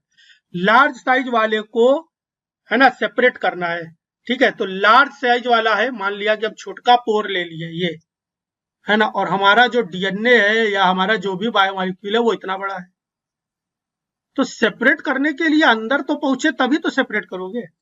किसी चीज को परखना है तो उसको गेम में तो लेके आओ। तो फर्स्ट ऑफ ऑल आपको इसको गेम में तो लाना है, तो ये तो गेम में आ ही नहीं पाएगा। तो गेम में लाने के लिए हमें क्या करना हो? हम चाह रहे हैं हम इसको गेम में ले आए, इतने बड़े मॉलिक्यूल को, तो आप क्या करोगे? हम क्या करेंगे? हम उस तरह के जेल को लेके आएंगे जिसका पोर साइज इससे थोड़ा बड़ा हो, तब हम मूवमेंट देखेंगे, तब हम लोग मूवमेंट देखेंगे। अब मान लिया घर में जिस पाइप से घर में आप पानी आपके सींचते हो, क्या जो आपके घर में पेड़ पौधे उससे सींचते हो, अब चार हम तीनों को सेपरेट कर ले, तीनों को सेपरेट कर ले, मोदी जी, है ना, यार मारे वारे ना जाए, मोदी जी, आदरणीय मोदी जी, ठीक है, और आप इस समय मोदी जी शिक्षा के लिए बहुत कुछ कर रहे हैं, रोज पर डे रील बना रहे हैं, ठीक है, मोदी जी, आप और क्या नाम है, चूहा, हम तीनों को गेम में लाना चाह रहे हैं। घर वाला पाइप, बताओ इसमें से कौन अंदर चला जाएगा? हमें नहीं लग रहा चूहा भी इसके अंदर चला जाएगा, कोई नहीं जा पाएगा, तो ये तो बैठे रह जाएंगे ना, कहेंगे कहां से सेपरेट हो जाए। बात ध्यान से समझना, मैं इसलिए बार बार से समझा रहा हूँ कि रटना ना पड़े, रटना में दुर्घटना, ये यूनिट बिल्कुल नहीं रटनी है। अगर इस यूनिट में रटना पड़ गया तो समझ लो बेकार, मेरा पढ़ाना बेकार और आपने गलत पढ़ा, आप पढ़ ही नहीं पाए, पढ़ नहीं पाए तो क्वेश्चन तो सॉल्व ही नहीं कर पाओगे। ठीक है, तो मैंने क्या बोला कि लार्ज साइज को अगर सेपरेट करना है तो हमको पोर साइज भी लार्ज चाहिए, स्मॉल साइज को सेपरेट करना है तो हमको पोर भी स्मॉल चाहिए। अब मान लिया स्मॉल साइज को हमने इसमें डाल दिया, अब चूहा, चींटी, काकरोच जिसको डाले वो सट सट बाहर निकल रहा है, तो कोई फायदा है? कोई फायदा नहीं है। बड़के से पाइप में तीनों डाल, तो उसके अकॉर्डिंग, उसी के रिस्पेक्ट में हमको पोर साइज भी कम करना है। ये वाला पॉइंट सबको उम्मीद है फील कर पा रहे हो, समझ पा रहे हो। तो हैव लार्ज पोर साइज, चलिए देखते हैं। यहाँ पे एग्रोस का पोर साइज लार्ज होता है, use for the separation and purification of DNA, RNA and large DNA fragments, and large DNA fragment, है ना, एंड लार्ज डीएनए फ्रेगमेंट्स। तो ये तीन चीजों पे काम कर रहा है। इनका रिजोल्यूशन जो है मॉडरेट है, बहुत अच्छा नहीं है, मॉडरेट रिजोल्यूशन है। जरूर कभी कभी होता क्या है कि सेम साइज के डीएनए है, सेम साइज के डीएनए होते हैं, सेम साइज के डीएनए के बैंड्स होते हैं, है ना। मान लिया इसका साइज मान लिया 200 केबी है ना, 200 किलो बेस है इसका, 200 केबी है है ना। अब ये कहाँ पाया जा रहा है, यहां भी बन गया और यहां भी बन गया, ऊपर नीचे बन गया। मतलब इतनी एक्यूरेसी नहीं है, इतनी एक्यूरेसी नहीं है। लेकिन ये समझ लो कि इसी gel electrophoresis, simple simple PCR, PCR gel electrophoresis, है ना। और क्या था, हाँ बस ये दो मेन, और खूब सारा अपना दिमाग, खूब सारा दिमाग और कॉन्सेप्ट लगा करके मैंने 2 पेपर पब्लिश किए, केवल इतने से। एक 9.2 इम्पैक्ट में, जितने लोग जो रिसर्च बैकग्राउंड से उनको पता होगा, जनरल ऑफ इन्वायरमेंट मैनेजमेंट में, है ना। और एक 7 पॉइंट कुछ इम्पैक्ट में था, जनरल ऑफ इन्वायरमेंटल केमिकल, नहीं सॉरी 8.1 था इन्वायरमेंट, किसमें, कीमोस्फीयर में। लेकिन मेरा थोड़ा सा भाग्य बहुत प्रबल है, इसके बाद पता चला कीमोस्फीयर फर्जी पेपर भी छाप रहा था, तो उसका इम्पैक्ट इसमें 0 चल रहा है। लेकिन जब मैंने छापा तो 8.1 था, 0 होता तो मैं इसमें कभी सबमिट भी ना करता, ठीक है। लेकिन वो जब भी ओपन होगा, 1-2 साल में तो ओपन होगा ही, तो एकदम से 12 ही ओपन होगा, क्योंकि साइट स्कोर 24 के आसपास चल रहा है, ठीक है। चलिए ठीक है, इन सब चीज से बाहर निकलते हैं। बहुत लोग तो जान ही नहीं पा रहे होंगे कि हाय राम ये क्या है जो एमएससी करके आए हैं, है ना। Use to perform horizontal electrophoresis, है ना। यहाँ पर इलेक्ट्रोफोर्सिस कैसे होती है, हॉरिजॉन्टल। एक इलेक्ट्रोफोर्सिस हॉरिजॉन्टल होती है, जहां पर हम लोग, ओवरऑल जेल है ये जेल, है ना। तो जेल जो है, जो जेल हमने ले रखा है, वो जेल कैसे रखा है। अब जेल ऐसे ऐसे जेल ले रखा है, लंबा लंबा सा, है ना, ऐसे जेल रखा है, या जेल को हमने लिटा दिया है ऐसे। तो अगर जेल ऐसे रखा है, दैट इज हॉरिजॉन्टल है, और अगर जेल खड़ा हुआ है तो इसको हम लोग बोलेंगे वर्टिकल। तो यहाँ पर इलेक्ट्रोफोर्सिस कैसी है, हॉरिजॉन्टल। जो पनीर का टुकड़ा आप इतना प्यारा सा देख रहे हो, ये जो पनीर महारानी को आप देख रहे हो, ये कैसी है भाई, ये कैसी है ना। ये आपने इसको कैसे रखा है, वर्टिकल रखा हुआ। क्या बनाया, सही बन गया, नहीं बना, है ना। ऐसे से सीधा सीधा रखा हुआ है, सीधा सीधा रखा हुआ है, प्लेट पे लिटा दिया। और अगर उसी को खड़ा कर दिया है ऐसे, मोबाइल को ऐसे लिटा दिए हो, दैट इज हॉरिजॉन्टल, खड़ा कर दियो तो वर्टिकल, है ना। दोनों में इतना, मैं इतनी चीज को क्यों बोल रहा हूँ, बहुत लोग सोचेंगे हॉरिजॉन्टल और वर्टिकल पे बड़ा प्रेशर दे रहा है। ये कंसेप्ट है, जब पेज पढ़ाऊंगा तो वहां पे बताऊंगा, मैं पेज पढ़ाऊंगा तो मैं बताऊंगा। हॉरिजॉन्टल में एक्चुअली में केवल फ्लो काम कर रहा है, हॉरिजॉन्टल में केवल फ्लो काम कर रहा है, फ्लो कौन करेगा वो देखेंगे। और वर्टिकल में फ्लो के साथ कुछ और भी काम करेगा, जानने के लिए देखते रहेंगे जब पेज पढ़ेंगे। अभी तो पेज केवल इंट्रोडक्शन दे रहा हूँ। पेज में क्या पढ़ने जा रहे हैं, have small pore size. Small pore size मतलब स्मॉल मॉलिक्यूल्स, स्मॉल मॉलिक्यूल्स साहब कौन, मेन प्रोटीन्स, मैंने डबल स्टार लगाया है। स्मॉल डीएनए फ्रेगमेंट्स, छोटे छोटे डीएनए फ्रेगमेंट्स, और ओलाइगोन्यूक्लियोटाइड्स, इनको सेपरेट आउट करता है, इनको सेपरेट आउट करता है। Use for the separation of proteins, small DNA fragments and oligonucleotides. यहाँ पर रेजोल्यूशन कैसा होता है, यहाँ पर एक्यूरेसी बहुत ज्यादा है, बहुत अच्छी एक्यूरेसी। जैसे यहाँ पर वो कह रहा था सेम साइज के ऊपर नीचे आ सकते हैं, यहाँ पर सेम साइज के ऊपर नीचे नहीं आएंगे। यहाँ पर रेजोल्यूशन बहुत प्यारा रेजोल्यूशन है ना। वर्टिकल इलेक्ट्रोफोर्सिस, इलेक्ट्रोफोर्सिस कैसी है, वर्टिकल, है ना। इलेक्ट्रोफोर्सिस कैसी है, वर्टिकल। क्या यहाँ तक सबको समझ में आया, और किसी को कोई पॉइंट रटने लायक लग रहा है, बेधड़क बेधड़क आप लोग माइक ऑन करके बोले कि सर यहाँ पे मुझे लग रहा है रटना पड़ेगा, या मुझे समझ नहीं आया, यहाँ तक बता दीजिए। तो ये बहुत इंपॉर्टेंट बेसिक है, इलेक्ट्रोफोर्सिस में हमेशा आगे तक काम आएगा।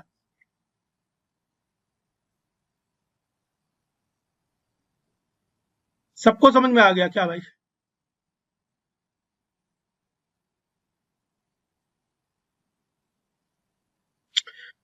सबको समझ में आ गया तो बहुत अच्छी बात है। चलिए देखते हैं अब एग्रोस जेल कैसे बनाएंगे साहब। ऐसा जीवन में जो लोग कर चुके हैं उनको पहले से पता है, जिनको नहीं पता है उनको बताया जा रहा है, और जिनको पहले से पता है उनसे पूछा जा रहा है कि कोई चीज यूज किया गया तो क्यों। सबसे इंपॉर्टेंट बात है, कोई चीज यूज किया गया है तो क्यों, ये बहुत इंपॉर्टेंट बात है। अगर करंट यूज किया जा रहा तो क्यों, और कितना यूज किया जा रहा, अगर कम यूज किया जा रहा तो उससे क्या होगा, और ज्यादा यूज किया जा रहा तो उससे क्या होगा। जिन्होंने कर रखा उनको इस लेवल पे बात को समझना है, ठीक है, उनको इस लेवल पे बात को समझना है, ठीक है। अग्रोस जेल पाउडर लेंगे, कितना लेंगे जानने के लिए एक आगे टेबल है, भी देख लेंगे। परसेंट में ले लेते हैं ना, जनरली 1.2% या 1% लेते हैं, है ना। 1% या 1.2% ले लेते हैं, सॉरी 1% या 1.2% के आसपास लेते हैं। कैसे लेते हैं वो जानेंगे अभी। कम लेंगे तो क्या होगा, ज्यादा लेंगे तो क्या होगा, वो सब बातें समझेंगे। इलेक्ट्रोफोर्सिक बफर लेंगे, बफर क्या होता है और कैसे बनता है ये भी जानेंगे। इन दोनों को मिलाया ऐसे बढ़िया नाप के तौल करके हमने पाउडर डाल दिया, है ना दिव्यांशु, जब तक तुमको अंदर से फील ना आ जाए कि अरे हम तो इलेक्ट्रोफोरेसिस कर रहे हैं, या जो इलेक्ट्रोफोरेसिस लैब में करने वाले उनके लिए वीडियो एक बार देखेंगे, सबके लिए रहेगी ना ये तो बड़ा आसान हो जाएगी, क्योंकि मैं तो 6 महीने तक तो रोजे यही करता रहता था, तो और अच्छे से जानेंगे। तो इलेक्ट्रोफोरेसिस ये वाला हो गया, पाउडर ले लिया और क्या ले लिया, इलेक्ट्रोफोरेसिस बफर ले लिया, दोनों ले लिया और मिला दिया और हीट कर दिया। हीट करते समय, है ना, हीट कर दिया। कब तक हीट कर दिया, जब तक कि पूरी तरह से ट्रांसपेरेंट ना हो जाए। हीट करने के बाद थोड़ा थोड़ा कूल किया, ठंडा किया 50 से 60 डिग्री, ठीक है। और ठंडा किस पे करेंगे, नॉर्मल टेम्परेचर या रूम टेम्परेचर पे। जल्दबाजी में कुछ लोग क्या करते हैं, कहते हैं अरे रुको रुको रुको, इसको आइस बात है उसमें रख दिया, जल्दी ठंडा हो जाए यार। एक तो आपका बीकर इंटरनल कंपनसेशन का दग सकता है, दूसरा पता चलेगा नीचे वाला जो हो गया, जो आपका अग्रोज है वो नीचे सटल हो गया, नीचे क्या होगा, क्लम्प कर जाएगा। बहुत बढ़िया अंग्रेजी बोली मैम ने, क्लम्प कर जाएगा, नीचे वाला जम जाएगा, ऊपर बफर रह जाएगा, बेकार। ठीक है, चलिए इसके बाद करेंगे, ऑप्शनल है, ईटीबीआर ऐड कर देंगे, है ना, ईटीबीआर ऐड कर देंगे। बहुत ध्यान लगाना, अब ये बहुत जरूरी बात है, ध्यान लगा लेना। कुछ लोग करते हैं क्या, यही समय ईटीबीआर ऐड कर देते हैं 50 से 60 डिग्री, और कुछ लोग क्या करते हैं, लास्ट में ईटीबीआर यूज करते हैं। अब हमें नहीं पता आपने कब ईटीबीआर यूज किया था, और जो भी यूज किया होगा एक ही किया होगा, लैब में एक ही प्रोटोकॉल फॉलो करी जा रही होगी, या तो शुरू में कर देते होंगे या लास्ट में करते हो, और कुछ लोग हो सकता है दोनों में कर सकते हैं, दोनों में भी कर सकते हो, शुरू में भी ईटीबीआर थोड़ा डाल दो, लास्ट में भी डाल दो, ठीक है। तो एक जो फॉलो कर रहे हो ऐसा नहीं कि दूसरा कर रहे हो गलत है, दोनों का अपना अपना यूज है, है ना। शुरू में अगर ईटीबीआर डालते हो तो डीएनए के साथ वो अच्छे से इंटरकैलेट कर देता है। लेकिन एक गलत चीज ये है कि कभी कभी क्या होता है कि अपर लेयर की ईटीबीआर जो है वो भी रन आउट हो जाती है, जब वॉश आउट हो जाती है ऊपर से जेल के बफर के कारण, तो ऊपर से बहुत अच्छा बैंड नहीं बनता है, ऊपर से बहुत प्यारा बैंड नहीं बनता। तो करना क्या होता है हमको इस समय, करना क्या रहता है इस समय कि हम लोग ईटीबीआर ऊपर से भी डाल सकते हैं। अब कौन लोग अलग से डालते हैं, अलग अलग जो 2-3 ही लोग करे हुए हैं, तो है ना, पहले से ऐड करने वाले पहले वाले ए, बाद वाले बी, जो बाद में ऐड कर रहे हैं बी, और जो दोनों करते हैं वो सी। जरा बतलाएं ए बी सी कौन क्या कर रहा है, बताएं। निशा जी आप कब ऐड करती हैं ईटीबीआर? Before solidification. हाँ ठीक है, ज्यादातर मैक्सिमम केस में यही रहता है, यही रहता है, ज्यादातर लोग यही करते हैं। लेकिन बिफोर में कभी कभी क्या होता है, अच्छा कुछ लोग पहले कर रहे हैं और अनुष्का जी बाद में कर रहे हैं, है ना। बाद में क्या होता है, कभी कभी बैंड के अंदर अच्छे से इंटरकैलेट नहीं हो पाता है, तो वो भी दिक्कत होती है। तो दोनों हमको पता होना चाहिए। एक्चुअली में क्या होता है, जब रिजल्ट नहीं आता है। अब एक बार, मतलब मैं नाम नहीं लूंगा, लैब में ही एक लड़की और कर रही थी, और सच बताती तो उन्होंने ही हमको सिखाया भी था, उन्होंने ही मुझे सिखाया था, मैं पब्लिकली एक्नॉलेज करता हूँ, उन्होंने मुझे पीसीआर भी करना सिखाया था, लेकिन उनको बेसिक नहीं पता था। उनका डीएनए डालती थी, भाग जाता था, डीएनए डाले भाग जाए, वो डीएनए जेल के अंदर दिखे ही ना। जेल कैसा दिखता है, जेल ऐसा दिखता है। मैं सब फोटो लेके आया हूँ, मेरा लैपटॉप खराब है, नहीं तो मैं आज अपने जो मेरा जेल था मैं वही लेके आता, मैं दूसरे के लैपटॉप पे दीजिए रहा हूँ, ऐसा कुछ जेल दिखता है ना। तो ये बैंड ये जो बैंड दिख रहे हैं, ये जो बैंड बन गए हैं, कोई बैंड ही नहीं बन रहे थे, सब बाहर निकल जा रहे थे। हम आप परेशान है ना, पूरा दिन लगा दे, कोई बैंड नहीं बन रहे। अब कह रहे सर क्या हो गया, पता चला कि उनका जो करंट दे रही थी वो बहुत ज्यादा करंट था, इतनी तेज, इधर डीएनए डाले उधर से डीएनए बाहर, है ना। अभी देखेंगे करंट कितना देना है। चलिए, इतनी बात उम्मीद है आप लोग को समझ में आ रही होगी, ठीक है। अब क्या करना है, अब हम लोग को क्या करना है, पोर इनटू द कास्टिंग ट्रे। एक कास्टिंग ट्रे होगी, क्या प्लास्टिक का खिलौना है, ठीक है। जेल मेल्ट करने के टाइम यार रहेगा, तो थोड़ा कुछ, हाँ जी हाँ, तो जेल मेल्ट नहीं, वो अच्छी बात आप बोल रहे हो, फ्यूम से दूर रहेंगे मैम, प्रॉपर, है ना, ग्लव्स लगाना रहता है, ग्लव्स लगाना रहेगा फ्यूम, और बीकर को पकड़ने का तरीका, जीवन में पकड़ने का तरीका ऐसे नहीं है, ऐसे होगा, ठीक है, हल्का ऐसे, और इधर से ईटीबीआर डालेंगे, वो सब प्रिकॉशंस लेने रहेंगे उसका मैम, ठीक है। और प्रॉपरली जो ग्लव्स है उसको यूज किया जाएगा, है ना। ठीक है, बहुत अच्छी बात है। तो और जो फ्यूम्स, क्या टेम्परेचर लो करना है। और एक बात समझ लो मेरे भाई, पता चला आपको जाना था चाय पीने, क्योंकि पीएचडी वाले चाय के बड़े शौकीन रहते हैं, और उधर उबलते में ही डाल दिया कि चलो यही समय डाल दे, मौज आएगी, सारा ईटीबीआर डीनेचर हो जाएगा, सारा ईटीबीआर बेकार हो जाएगा। ठीक है, तो चाय ज्यादा नहीं पीने का। चाय 2-2 कप चाय जो है ना, कि 2-2 कप चाय हो जाए तो वही समय सब कांड हो जाएगा। 50 to 60 डिग्री आ जाए टेम्परेचर, तब आपको डालना है। पता चला हाई टेम्परेचर पर डाला, ईटीबीआर खराब। ठीक है, इंसल्ट कॉम, इंसल्ट कॉम, ठीक है, इंसल्ट कॉम, कॉम को इंसल्ट कर देंगे उसी के अंदर, कॉम के इंसल्ट करेंगे कि कॉम तुम यहाँ क्या कर रहे हो, चलो निकलो भागो यहाँ से। अलाउ टू सॉलिडिफाई, फिर धीरे धीरे सॉलिडिफाई होने जाएंगे। जब अच्छे से सॉलिडिफाई हो जाए, कॉम्ब को रिमूव कर देंगे और वेल आर फॉर्म्ड। अब कॉम्ब ऑम क्या जो नहीं किए वो बड़ा परेशान है। देखो, अग्रोज जेल इलेक्ट्रोफोर्सिस प्लस बफर, है ना, सॉरी अग्रोज पाउडर बफर मिला के डाला, ट्रांसपेरेंट होने तक इसी के ऊपर हीट किया। फ्लेम के साथ हीट नहीं करेंगे, जुगाड़ नहीं चलेगा, हॉट प्लेट पे हीट करना है। हॉट प्लेट इक्वल हीट देता है, अगर नहीं मिल रहा है तो एक दूसरा जुगाड़ है ना, वाटर बाथ ले लो, वाटर बाथ ले लो, उसके अंदर डाल दो, पानी नीचे से उबलता रहे, तब डालो। और डायरेक्ट फ्लेम पे रख करके हीट करोगे, दिक्कत है, उसमें बड़ी समस्या है। ठीक है, cool to about 50 to 60 degree, है ना। ऊपर से ईटीबीआर डाला और सेफ डाई डाला। सेफ डाई क्या होती है, सेफ डाई क्या होती है, कोई बताएगा?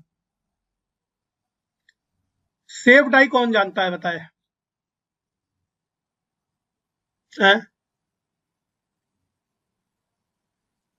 गेहुआ रंग डाल दे क्या, हरा रंग डाल दे, भगवा रंग डाल दे, ये सब सेब है आजकल। तो सेब डाई क्या है, चलिए अभी देखते हैं। एक्चुअली में होता क्या है कि ईटीबीआर जो है, ईटीबीआर, वेरी गुड, निशा जी सही बता रही। ईटीबीआर जो होता है, ईटीबीआर बहुत ज्यादा कार्सिनोजेनिक, बहुत भयंकर कार्सिनोजेनिक है, बहुत जबरदस्त कार्सिनोजेनिक है ईटीबीआर। ठीक है, ईटीबीआर बहुत सारे, अब यही लाइव क्लास ना हो रही थी तो बहुत सारी चीजें बताई जाती अलग अलग लोगों के खिलाफ, ऐसे मजाक मजाक में हम लोग करते थे लैब में, ऑफलाइन बैच में बताने लायक चीजें हैं वो सब छोड़ते हैं। तो ईटीबीआर बहुत ज्यादा कार्सिनोजेनिक है, ईटीबीआर बहुत ज्यादा कार्सिनोजेनिक होता है, इसलिए क्या करते हैं हम लोग, सेफ डाई यूज करते हैं। सेफ डाई में साइबर है, साइबर SYBR, है ना, SYBR, आप लोग अलग से कमेंट करना, वीडियो में कमेंट करना साइबर का फुल फॉर्म क्या है, साइबर का फुल फॉर्म कुछ है कि नहीं है, साइबर ग्रीन। लेकिन अब दिक्कत यह है कि सर ये सेफ है तो ये क्यों नहीं यूज किया, सेफ तो है लेकिन भाई बहुत महंगा है, सेफ तो है लेकिन ईटीबीआर के कंपेरिजन में बहुत महंगा है, और हम लोग रिसर्च के क्षेत्र में ऑलरेडी बहुत ज्यादा गरीब है, बहुत ज्यादा गरीब है। ठीक है, बहुत ज्यादा गरीब है। पता करना कि हर साल रिसर्च में देखो है क्या, कि गवर्नमेंट कोई भी हो, सब बोल रहे हैं हम भी बोलेंगे, गवर्नमेंट कोई भी हो अगर अच्छा कर रही है तो उसको हम लोग को अप्रिशिएट करना चाहिए। अभी जो नई नई चीजें कुछ रिफॉर्म्स ला रहे हैं, मैं फुल्ली अप्रिशिएट कर रहा हूं, लेकिन वो काम कर पाए तो ठीक है, नहीं तो फिर उस चीज को तुरंत ही विरोध करना है, गुणगान नहीं करना है। वोट दिया है, बेचा नहीं है, वोट दिया है मैंने, बेचा नहीं, जबरदस्ती की नहीं, अरे हमारी मशीन खराब हो ही नहीं सकती। ठीक है, तो अभी जो अच्छे रिफॉर्म्स आए वो अच्छे काम करने चाहिए, गारंटी ये है उनकी। ठीक है, काम करने चाहिए, यही गारंटी उनको लेना है। तो रिसर्च का देखना कितना तेजी से जो हमारा जीडीपी है उसका कितना % रिसर्च में दिया जा रहा है, कितनी तेजी से डिक्लाइन हुआ है। R&D पे कोई खर्चा नहीं चल रहा है, कोई खर्चा नहीं हो रहा है, अब ये समझ लो। चलिए देखते हैं मेरे भाई, तो इतना हमने किया, ये जेल बन गया है। जेल को ऐसे एक बर्तन मिलेगा दिव्यांशु भाई, ऐसा एक बर्तन होगा, उसी बर्तन के अंदर डाल देंगे। इस बर्तन को बोलते हैं कास्टिंग ट्रे। कास्टिंग ट्रे के अंदर डालेंगे, ऊपर से कंघी बनी हुई है, कंघी अपने घर से मत लाना, यहाँ पर एक ऐसी कंघी होती है ना, ये कंघी रहती है, इस कंघी को ऐसे डाल देंगे। जेल के सॉलिडिफाई होने से पहले, है ना, जेल के सॉलिडिफाई होने से पहले है ना, तुरंत ही डालना है। फिर जेल को सॉलिड, अब यहाँ पर आप चाहो तो 2-2 कप चाय पी के आ सकते हो। अलाउ टू सॉलिडिफाई, सॉलिडिफाई होने दो। सॉलिडिफाई होने के बाद चाय पी के आओ, लौट के आओ, रिमूव टू कॉम, कॉम को रिमूव कर दो, कॉम को रिमूव कर दो। वेल्स आर फॉर्म्ड, वेल बन चुके हैं। वेल को जेंटली उठाइए यहाँ से, सॉरी वेल्स बन चुके हैं। अब इस आगार को जेंटली यहाँ से उठाइए और एक कास्टिंग ट्रे है उसमें डाल दीजिए, है ना, इस कास्टिंग ट्रे में डाल दीजिए। कभी कभी क्या होता है, या उसी में जेल, ठीक है, उसमें ट्रांसफर करना होता है कभी कभी, और कभी कभी क्या होता है उसी के अंदर बफर पहले से रहता है। जनरली क्या होता है, ट्रांसफर ही करना पड़ता है। ट्रांसफर करेंगे उसके अंदर क्या होगा, हमारे पास इलेक्ट्रोफोरेसिस बफर होगा। क्या सबको ये सारे स्टेप समझ में आ गए? ऐसा लग रहा है कि आप लोग जेल इलेक्ट्रोफोरेसिस लैब में कर रहे हो, और एग्जैक्टली यही किया जाता है, एग्जैक्टली यही करना होता है। कभी जीवन में करने को मिले तो कर डालना, सही गलत कोई मतलब नहीं। ईटीबीआर बहुत ध्यान से उठाना बस, और चाहे जैसे कर डालो। ठीक है, क्या सबको इतनी बात समझ में आ गई? बतलाएं जी, क्या सबको बात समझ में आ रही है कि नहीं आ रही है?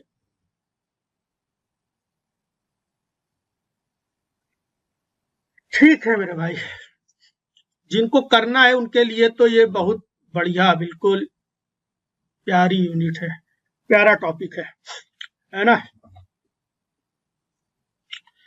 अब देखते हैं सर ये बफर क्या होता है। तो बफर क्या होता है, बफर जनरली टीएई बफर यूज करते हैं, कुछ लोग टीबी बफर यूज करते हैं, हम लोग थोड़ा सा तो इतना कंसंट्रेट रहे ही, जनरली टीएई बफर यूज होता है ना। कुछ लोग टीबी बफर यूज करें, थोड़ा और अच्छी एक्यूरेसी होती है, लेकिन हम लोग कंसंट्रेट किस पे कर रहे हैं, CSIR नेट जेआरएफ पे। ठीक है, तो देखते हैं टीएई बफर, टीबी बफर ज्यादा बेटर होता है, महंगा होता है, लेकिन टीएई बफर में क्या यूज करते हैं, ट्रिस। ट्रिस क्या है, ट्रिस एक केमिकल है, इसका नाम है ट्रिस। ट्रिस का मतलब 3 होता है, 3। Tris hydroxy methyl amino methane, है ना, अमीनो मीथेन हाइड्रोक्सी मिथाइल। तो मीथेन क्या हो गया, कार्बन हो गया, मान लिया अमीनो लगा दिया, इधर अमीनो ग्रुप लगा दिया, NH2 ग्रुप लगा दिया, और 3 बार इधर हाइड्रोक्सी मिथाइल ग्रुप लगा दिया। ट्रिस हाइड्रोक्सी मिथाइल है ना, hydroxy methyl CH2OH, hydroxy methyl हो गया 3 बार। हालांकि इससे कोई मतलब नहीं है, इतना फार्मूले से कोई मतलब नहीं है। ओवरऑल ट्रिस का फुल फॉर्म है tris hydroxy methyl amino methane. जो काम क्या करता है, मेन मतलब ये है, इसका नाम क्या है, खाली ट्रिस से भी काम चल जाएगा। काम क्या करता है, पीएच को मेंटेन करता है। मेन पीएच को मेंटेन करने का कार्य कौन करता है, कौन काम करता है, ट्रिस काम करता है।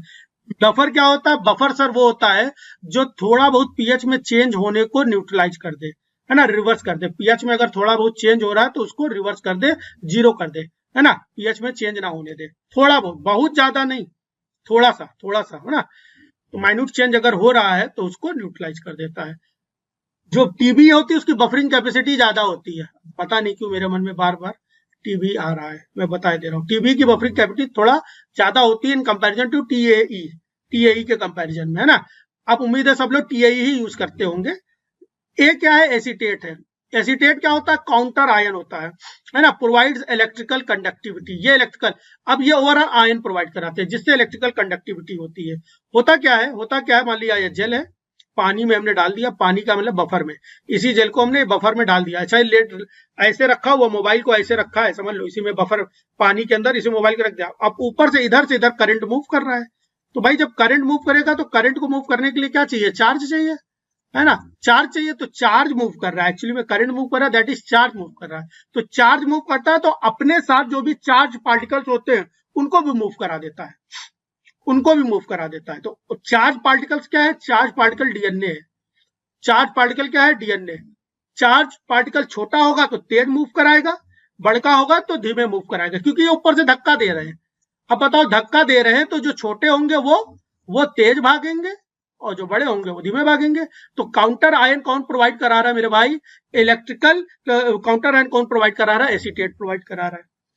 तीसरी बात क्या होती है, ईडीटीए बाइट करा रहा है।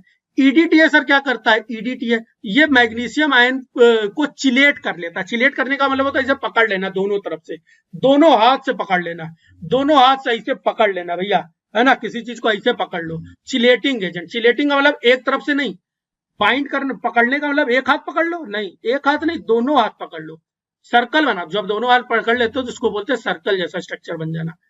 तो भाई आप खड़े हो, आपने किसी के दोनों हाथ ऐसे पकड़ लिए, तो देखा जाए तो आपके हाथ और उनके हाथ मिलकर एक सर्कल बना।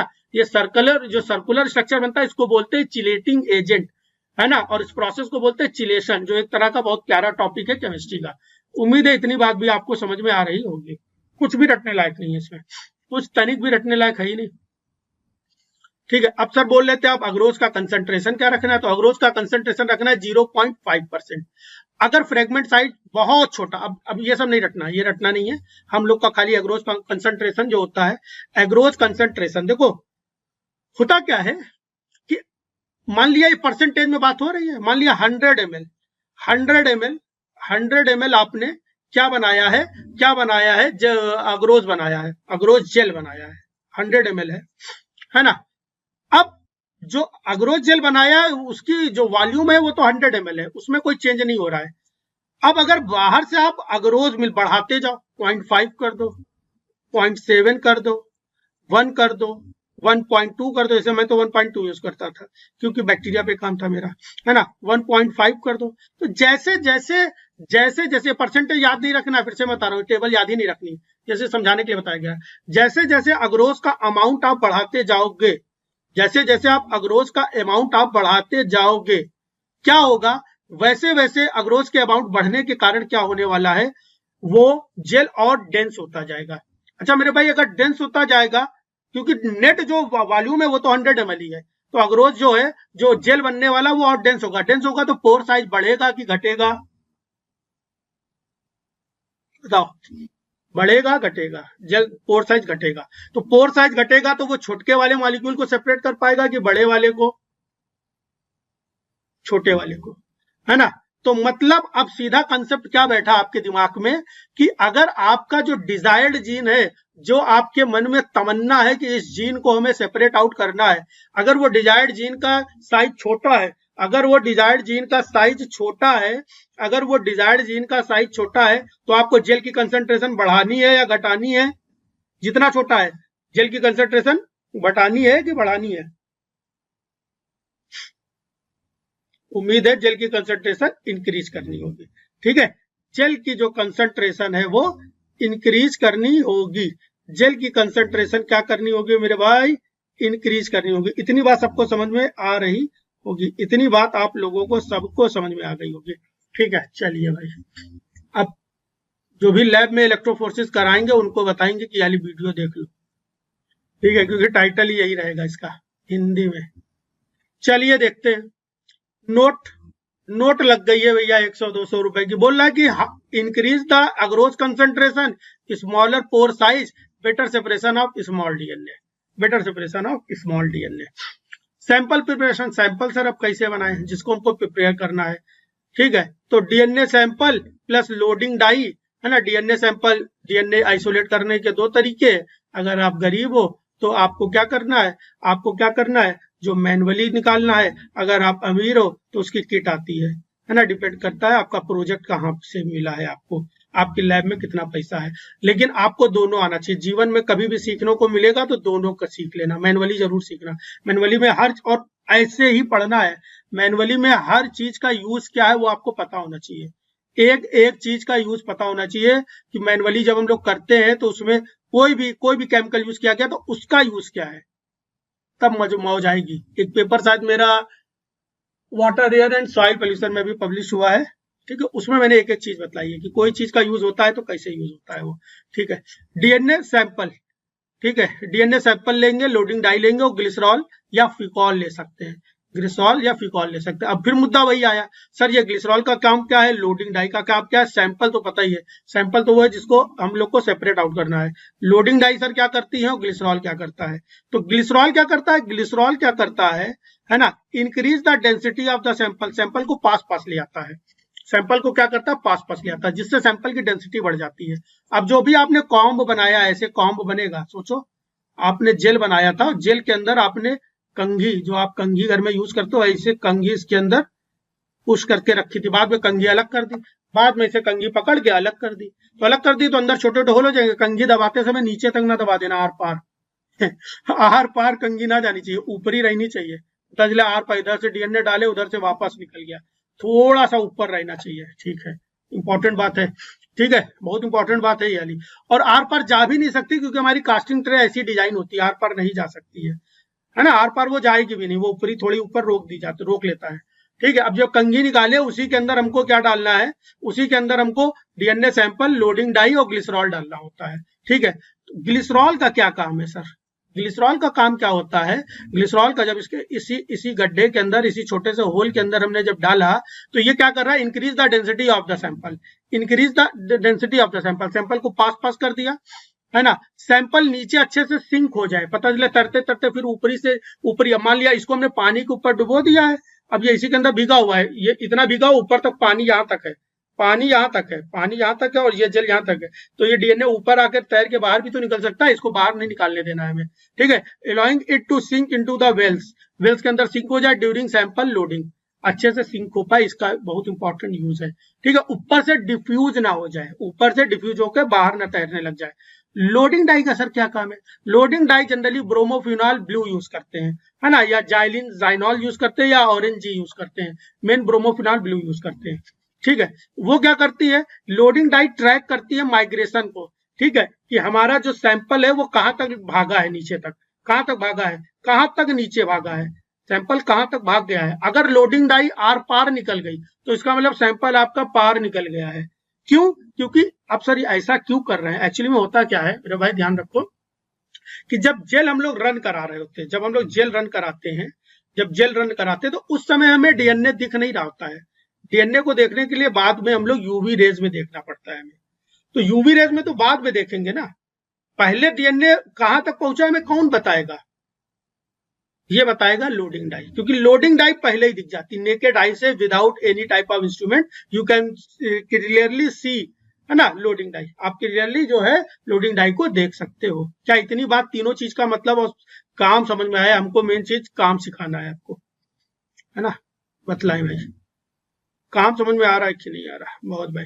DNA is loaded near the cathode, अब डीएनए को कहां लोड करेंगे, डीएनए है माइनस चार्ज, भागेगा प्लस चार्ज की तरफ, तो कहां लोड करें, माइनस से प्लस की तरफ भागना है, तो रेस कहां से शुरू कराए, माइनस से तो कैथोड की तरफ लोड करेंगे और एनोड की तरफ माइग्रेट करेगा। रनिंग कंडीशन क्या है, 5 से 10 वोल्ट पर सेंटीमीटर, है ना, 5 से 10 वोल्ट पर सेंटीमीटर, मतलब लगभग 80 से 120 वोल्ट रखेंगे। सर इसका मतलब क्या हुआ मेरे भाई, समझो, देखो हुआ क्या, मान लिया गया कि जो आपका जेल है या जो भी आपका कास्टिंग ट्रे है वो क्या है, वो इतना बड़ा सा है ना, और इसके अंदर आपने जेल डाल रखा है, इसे जेल पड़ा हुआ है ना, अब इसके अंदर पूरा बफर भरा हुआ है, इसके अंदर हमने क्या कर दिया, खूब सारा बफर भर दिया ऐसे, खूब सारा बफर भर दिया ऐसे। अब यहाँ पर लगातार बफर को भागना है, आयन प्रोवाइड कौन कराता है, एसीटेट, बफर को भागना है, बफर जब भागेगा इसके अंदर ऐसे, तो कितनी दूरी भागा, पता चला सर 10 सेंटीमीटर भागा, कितना भागा, ठीक है 10 सेंटीमीटर भागा। तो अगर 10, अब मान लिया आप प्लेट बहुत बड़ी वाली लेके आ रहे हो, है ना, अलग से प्लेट लेके आ रहे हो, अलग से प्लेट लेके आ रहे हो, कुछ लोग क्या होता है जब कोल्ड ड्रिंक बटती है ना तो अपना गिलास अलग से ले आते हैं, कुछ एक जनरल चल रहा हो, कहते हैं हमको इसमें दे दो यार जरा, हम थोड़ा सा कांच के गिलास में पीते हैं, है ना। अब पता चला ये 20 सेंटीमीटर का था। ये बहुत इंपॉर्टेंट चीज मैं सिखा रहा हूं, और आप जीवन काल से रटे बैठे हो, जीवन काल से रटे बैठे हो कि जो वोल्ट है वो 80 से 120 ही रखना है, आपका बेसिक क्लियर ही नहीं, आप 80 से 120 रख के डपली बजा रहे हो, तो आपकी डपली बजती रहेगी और उत्तर कुछ निकलेगा नहीं, है ना, क्यों, क्योंकि अब आपको करना क्या होगा, आपको उसी के हिसाब से जो वोल्ट है वो बढ़ाना होगा। तो मान के चलते 5 से 10 वोल्ट पर सेंटीमीटर रखना है, मतलब अगर 10 सेंटीमीटर का लेके चल रहे हो तो कितना चलना होना चाहिए, 80 से 120 एवरेज, है ना, ये मान के चलते। लेकिन अगर पाथ लेंथ बोलते हैं उसको एग्जैक्टली, पाथ लेंथ अगर आपने बढ़ाया है तो उसी के अकॉर्डिंग आपको वोल्ट भी बढ़ाना होगा। डीएनए लैडर क्या यूज होता है सर, डीएनए लैडर मार्केट से पहले से मिलता है, हमको खरीदना होगा ऐसे, ये जो मिल रहा है ये डीएनए लैडर है, या मार्कर भी बोलते हैं इसको, ये हमको पहले से पता होगा, है ना, इसमें हर साइज का नॉन डीएनए फ्रेगमेंट पहले से सब पड़ा होगा, तो हर फ्रेगमेंट जो बड़ा है ना, जो छोटा है वो नीचे बनेगा छोटका सा, है ना, फिर और बड़ा होगा तो और बड़ा होगा तो और ऊपर, ऐसे ऐसे ये अलग अलग बैंड दिखते हैं, ये एक तरह का मार्कर कहलाया जाता है, जिससे कंपेयर करके मान लिया इसके सामने अगर कोई बना तो मतलब उसका मॉलिक्यूलर वेट कितना होना चाहिए, 2000, है ना, इसके सामने बना तो उसका मॉलिक्यूलर वेट कितना होना चाहिए था, 1500, इनके बीच में बना तो हम लोग बोल सकते हैं कि कितना बना, अंदाजा लगा सकते हैं, अंदाजा लगा सकते हैं इस चीज का, ठीक है। कहाँ पे थे, यहीं पे थे, आगे बढ़ते हैं।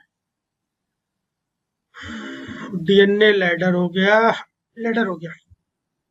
ठीक है, contain DNA fragment to known size used to estimate size of the unknown DNA fragment। इसके बाद क्या आने वाला है मेरे भाई बात, इसके बाद बात आने वाली है आपकी डीएनए स्टेनिंग। डीएनए की स्टेनिंग कैसे करते हैं, स्टेनिंग हमने पहले बताया ईटीबीआर का यूज करते हैं। ये ईटीबीआर क्या करता है, इंटरकैलेटिंग एजेंट है। यह कहां पर जाता है, इंटरकैलेट कर जाता है। जो लोग मॉलिक्यूलर बायोलॉजी पढ़ लिए हैं अभी तक, है ना, जो लोग ज्यादातर सब पढ़ ही लिए हैं मॉलिक्यूलर बायोलॉजी, ठीक है।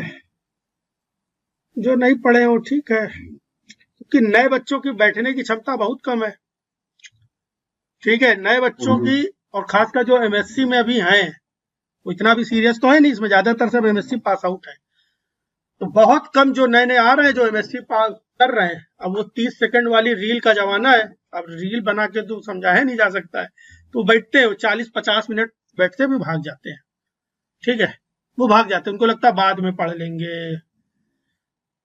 तो फिर ठीक है, बाद में ही सही, वैसे भी बाद का मतलब और पैसा, ठीक है।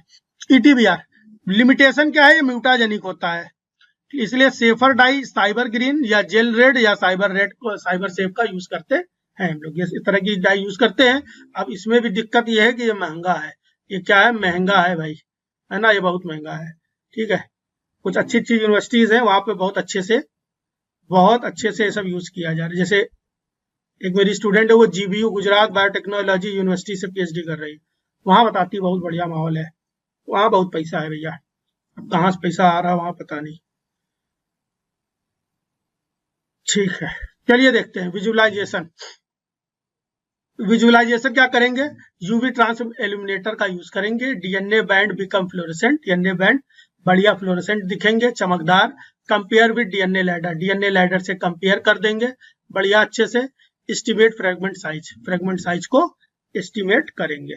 देखो होता क्या है, जैसे इस लेवल से जब आप लोग पढ़ोगे ना, तो अभी जो भी चीजें हैं वो तो अच्छी बात है, लेकिन जब आप रिसर्च पेपर लिखोगे तो पेपर लिखने में मजा आएगी, और अच्छे जर्नल में अपने डेटा को, अपने कंसेप्ट को बहुत अच्छा एक्सप्रेस कर पाओगे, बता पाओगे, ठीक है। इस तरह से जब आप टेक्निक्स को सीखोगे, हर टेक्निक को, है ना, और अपना जो डाटा है वो भी बहुत अच्छा रिप्रेजेंट कर पाओगे, बहुत अच्छे से रिप्रेजेंट कर पाओगे। Factors affecting the migration, migration में कौन कौन से फैक्टर इफेक्ट करते हैं। पहला है अग्रोस कंसंट्रेशन, आप लोग को पता है पहले से, है ना, कंसंट्रेशन बढ़ाओगे तो पोर साइज छोटा हो जाएगा, तो छोटे पार्टिकल सेपरेट हो जाएंगे। बढ़ाओगे, है ना, अगर घटाओगे तो पोर साइज बड़ा हो जाएगा, तो उसमें छोटे पार्टिकल सेपरेट आउट नहीं हो सकते हैं। डीएनए का साइज, डीएनए बड़ा होगा तो ऊपर रह जाएगा, छोटा होगा तो नीचे आएगा। वोल्टेज, वोल्टेज मैंने बताया, वोल्टेज बढ़ा दोगे तो तेज सेपरेट आउट होगा, घटाओगे तो जल्दी सेपरेट आउट हो जाएगा। लेकिन अब फिर वही दूध कप चाय की बात आई, आप बोले दोस्त रुको 10 मिनट रुक जाओ, 10 मिनट बाद चल रहे हैं, आप वोल्टेज बढ़ा ही दियो, बिल्कुल बहुत ज्यादा वोल्टेज बढ़ा दोगे तो डीएनए टूट जाएगा, हीट जनरेट होगी, हीट जनरेट हो जाएगी। तो वो जो उसका टेम्परेचर है उतना नहीं बढ़ा देना है, उतना नहीं बढ़ा देना है, उतना बढ़ा दोगे हीट जनरेट हो गई, पता चला इधर से डीएनए डाला उधर से निकल गया, आपको 10-10 मिनट में एग्रोज, वही बता रहा हूं मैम ना, मेल्ट हो जाएगा, एग्रोज ही मेल्ट हो जाएगा, और एग्रोज तो मेल्ट हो ही जाएगा। डीएनए बहुत ज्यादा ससेप्टिबल है, डीएनए ही डीनेचर हो जाएगा, क्योंकि वो डीएनए देख करके का उसकी साथ आपको सेल्फी लेनी है, उसको फर्दर स्टेप है, उसको प्यूरिफाई करना है, उसको क्लोनिंग करना है, बहुत सारे काम है, ठीक है, बहुत सारे काम है। अच्छा एक और इम्पोर्टेंट बात है, म्यूटाजेनिक है सर, है ना, एक इम्पोर्टेंट बात याद आ गई मुझे, ध्यान लगाना। फिर सर साइबर ग्रीन कब यूज करते हैं, साइबर ग्रीन इतना महंगा है तो फिर साइबर ग्रीन यूज कब करेंगे। अगर मान लिया उसी डीएनए को आइसोलेट करना है, उसके बाद डीएनए को आपको आइसोलेट करना है, जेल से आइसोलेट कैसे करेंगे वो आगे की टेक्निक बताएंगे, और आइसोलेट करके उसको क्लोनिंग करानी है उसकी। अब क्लोनिंग करानी है तो आप अगर ईटीबीआर यूज करोगे, क्योंकि हमारे एक बहुत खास मित्र, वो भी हमसे मतलब सीनियर ही थे, पहले से कर रहे थे, खूब क्लोनिंग कराए, 1.5 साल तक डीएनए आइसोलेट कराते रहे, खूब क्लोनिंग कराए हैं, और कभी उनका डीएनए क्लोन होने के बाद जो पहले एक्सप्रेशन देना चाहिए था वो दिखाई नहीं रहा था। क्यों? क्योंकि वो क्या यूज कर रहे हैं, ईटीबीआर यूज कर रहे हैं, वो क्या यूज कर रहे हैं, ईटीबीआर। लेकिन उनके ऐसा समस्या आई थी, उनको समझाया जाए तब भी नहीं समझते थे। उनको बताया मैंने कि भाई ईटीबीआर नहीं, साइबर ग्रीन कहीं से चुरा लो, किसी दोस्त से मांग लो, क्योंकि खरीद तो तुम पाओगे नहीं, तो नहीं सुन रहे थे। फिर लास्ट में फिर साइबर ग्रीन खरीद पाए या मंगा पाए, फिर उनका जाकर के 2-3 बार हिट एंड ट्रायल करे, तब जाकर उनका बढ़िया से क्लोन हो पाया। ठीक है भाई, ये बात समझ में आ रही कि नहीं आ रही। तो अगर क्लोनिंग आपकी मंशा है तो आपको साइबर ग्रीन ही यूज करना पड़ेगा। पता चला डीएनए म्यूटेट ही हो गया, और हो जाता है, हो गया नहीं, हो जाएगा, वो हो जाएगा, कंफर्म हो जाएगा वो डीएनए म्यूटेट। तो केवल आप डीएनए को साइज पता कर सकते हो, है ना, उसका जीन पता कर सकते हो, वो जीन कौन सा है, आगे सीक्वेंसिंग करा के जीन लगभग वो पता कर सकते हो, एग्जैक्टली भी नहीं। लेकिन सोचो अगर उसे क्लोनिंग करानी है तो क्लोनिंग कराने के लिए आपको साइबर ग्रीन यूज करना पड़ेगा, सेफ डाई यूज करना पड़ेगा। इसके बाद क्या बोला जरा, बफर का कंपोजिशन कैसा है, वो बड़ा इंपॉर्टेंट रोल है ना, आयंस कितने हैं, क्या है, आयंस कम है तो फ्लो कम होगा। डीएनए का कंफर्मेशन ये अलग से मैंने ऐड किया है कि अगर सुपर क्वाइल डीएनए है तो डीएनए तेज मूव करेगा। मान लिया 2 डीएनए है सेम साइज के, मान लिया 2000 केबी के डीएनए है ना, 2000 केबी के या 2000 बेस पेयर के डीएनए है दोनों। अब एक जो है सुपर क्वाइल्ड है ऐसे ऐसे और एक लीनियर है, तो सुपर क्वाइल्ड तेज भागेगा, लीनियर बाद में आएगा क्योंकि लीनियर धीमे है। बात समझो, है ना। आप लोग कभी जीवन में किसी मार्केट में दौड़े होगे, किसी मार्केट में, जैसे हम लोग के लखनऊ में अमीनाबाद है, दिल्ली में जो भी होता हो, है ना, चांदनी चौक है। अब एक हाथ फैला के ऐसे दौड़ रहे हो, दोनों हाथ, है ना, ईशू बन के दौड़ रहे हो, तो हमें लग रहा धीमे दौड़ पाओगे, है ना। और एक ऐसे हाथ करके दौड़ोगे, अपने आप को सुपर क्वाइल्ड करके दौड़ोगे तो और तेज भागोगे, है ना, और तेज भाग पाओगे। बस वही कॉन्सेप्ट है कि सुपर क्वाइल्ड होगा तो मूवमेंट फास्ट होगा। दोनों केस में थे आप ही, बस हाथ फैला के दौड़ रहे तो धीमे भाग पाओगे। इधर उधर कहीं लड़ जाओगे तो पता चला बैठा ही लिए जाओगे, दौड़ तो पा ही नहीं पाओगे, है ना। तो super coiled DNA fastest movement है, लीनियर डीएनए है उसका मूवमेंट इंटरमीडिएट है, और ओपन सर्कुलर निक्ड डीएनए है, ओपन है, सर्कुलर है, निक्ड डीएनए है तो बहुत धीरे भागेगा। क्या इतनी बात सबको समझ में आ गई कि नहीं आ गई?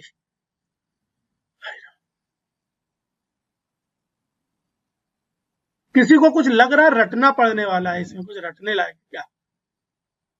कुछ रटने लायक नहीं है क्या? एक पॉइंट नहीं रटने लायक, अगर आप रट लिए तो मतलब गड़बड़ है। ये देखिए एक जेल की फोटो मैंने लगाने की कोशिश करी, अलग अलग हमारे पास सैंपल थे, हम लोग अलग अलग सैंपल ले लिए, ठीक है, और इस सैंपल पे हमने ये बढ़िया सुंदर से वेल्स बने हुए थे, पता नहीं बहुत प्यारा सैंपल है, ऐसा एग्जैक्टली इतना अच्छा बहुत कम ही दिखता है, बहुत बार आप करोगे तब दिखेगा, है ना। तो ये ऐसे बढ़िया लैडर लगा दिया हमने, डीएनए लैडर लगा दिया है। ऐसे ही आपको भी एक वेल में लैडर लगाना होता है, कोई जरूरी नहीं है पहली वेल में लगाओ, किसी भी वेल में लगा सकते हो, लास्ट में भी लगा सकते हो, ऐसा कोई नियम नहीं है, ठीक बात है। दूसरी बात हमने क्या कर दिया, सब में सैंपल लोड किया था, यहीं पे लोड किया था, यहाँ पे सैंपल डाल दिया, अलग अलग सैंपल थे, है ना, अलग अलग सैंपल थे। पता चला यहाँ पर हमें बैंड यहाँ मिल रहा है, तो इसका मॉलिक्यूलर वेट लगभग 3000 बेस पेयर है, इसका मॉलिक्यूलर 1750 के बेस है, लगभग हम मान के सकते हैं कि 900 के आसपास है ना। ये लाइट बैंड आया, इसका मतलब यहाँ पर भी एक बैंड दिखा, लेकिन डीएनए की कंसंट्रेशन कम है ना, डीएनए कंसंट्रेशन कम है। एक चीज मैं सिखाई दे रहा हूँ, यहाँ पे जरा नजारा देखिए अब, यहाँ वाले केस में, इस वाले केस में यहाँ पर एक लाइट बैंड है, और नीचे जो यहाँ पर डार्क बैंड बढ़िया सुंदर सा दिख रहा है, और उसके नीचे क्या दिख रहा है मेरे भाई, उसके नीचे हल्की हल्की सी लाइट बैंड भी दिख रहा है। तो हो सकता है कि वो डीएनए हल्का हल्का सा टूट गया हो, शेयरिंग जिसको बोलते हैं, शेयरिंग हो गई है। और ज्यादातर केस में यहाँ पे बहुत सारी शेयरिंग दिखती है, वो शेयरिंग काहे की होती है, वो आरएनए वगैरह की हो सकती है शेयरिंग, है ना। अरे ये क्या दिख रहा है, ये यही ट्रैकिंग डाई है, जो यूवी में भी दिखेगी और ऐसे भी दिख जाती है आपको नेकेड आई से भी। तो इस तरह से आपका भैया एक प्यारा सा टॉपिक जेल इलेक्ट्रोफोर्सिस हो गया कंप्लीट। क्या सबको बात समझ में आ गई कि नहीं आ गई? क्या क्वेश्चन करने के लिए आप लोग रेडी हो गए? बहुत आसान क्वेश्चन आते हैं, बहुत आसान क्वेश्चन आते हैं, है ना। क्वेश्चन जा रहा है कि ईटीबीआर देखो कब आया, ये दिसंबर 2014 में आया, अभी नए क्वेश्चन ढूंढ नहीं पाया मैं, ठीक है। ईटीबीआर इज यूज्ड बिकॉज इट, है ना, ईटीबीआर क्यों यूज होता है बताएं आप लोग। अरे वाह भाई, तेज आप लोग जवाब देते हैं, बहुत प्यारा। सबका हो गया बी, बहुत आसान, देखिए कितना आसान है। अगर ये आपको आता होता तो आप तुरंत कर ले जाओगे, है ना।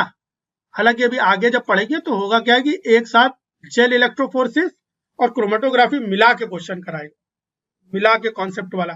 किसी ने मुझसे कोई क्वेश्चन पूछा था, मुझे नाम नहीं याद आ रहा है, वो दोनों मिला करके था। मैंने बोला था अभी मैंने सिखाया क्या, मैंने उनको एक बोला था, मैंने भी आइसोइलेक्ट्रिक पॉइंट नहीं बताया, वो कौन था मुझे नहीं पता, कौन था जिसने मुझसे क्वेश्चन पूछा था, शायद संध्या ही थी या कौन था।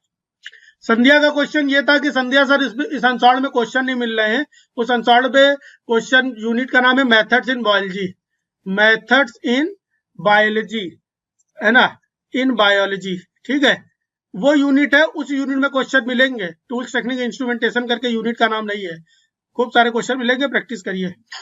चलिए क्वेश्चन नंबर 2 का आंसर कृतिका जी भी दे रही है। सबका आंसर भी आ रहा है, बहुत आसान है, सबका आंसर भी आ रहा है। ये भी सी का आंसर दे दीजिए। अनुष्का जी तो चौथा ऑप्शन देखना भी पसंद नहीं कर रही है, बहुत फास्ट है अनुष्का जी, सुपर फास्ट। ठीक है, दीप्ति मैम भी बता रही हैं, वेरी गुड, मजा आ गई, ही हो गया। अच्छा 2 का भी है, 3 का सी है, बहुत बढ़िया। इसी टाइप के बहुत आसान आसान क्वेश्चन आते हैं,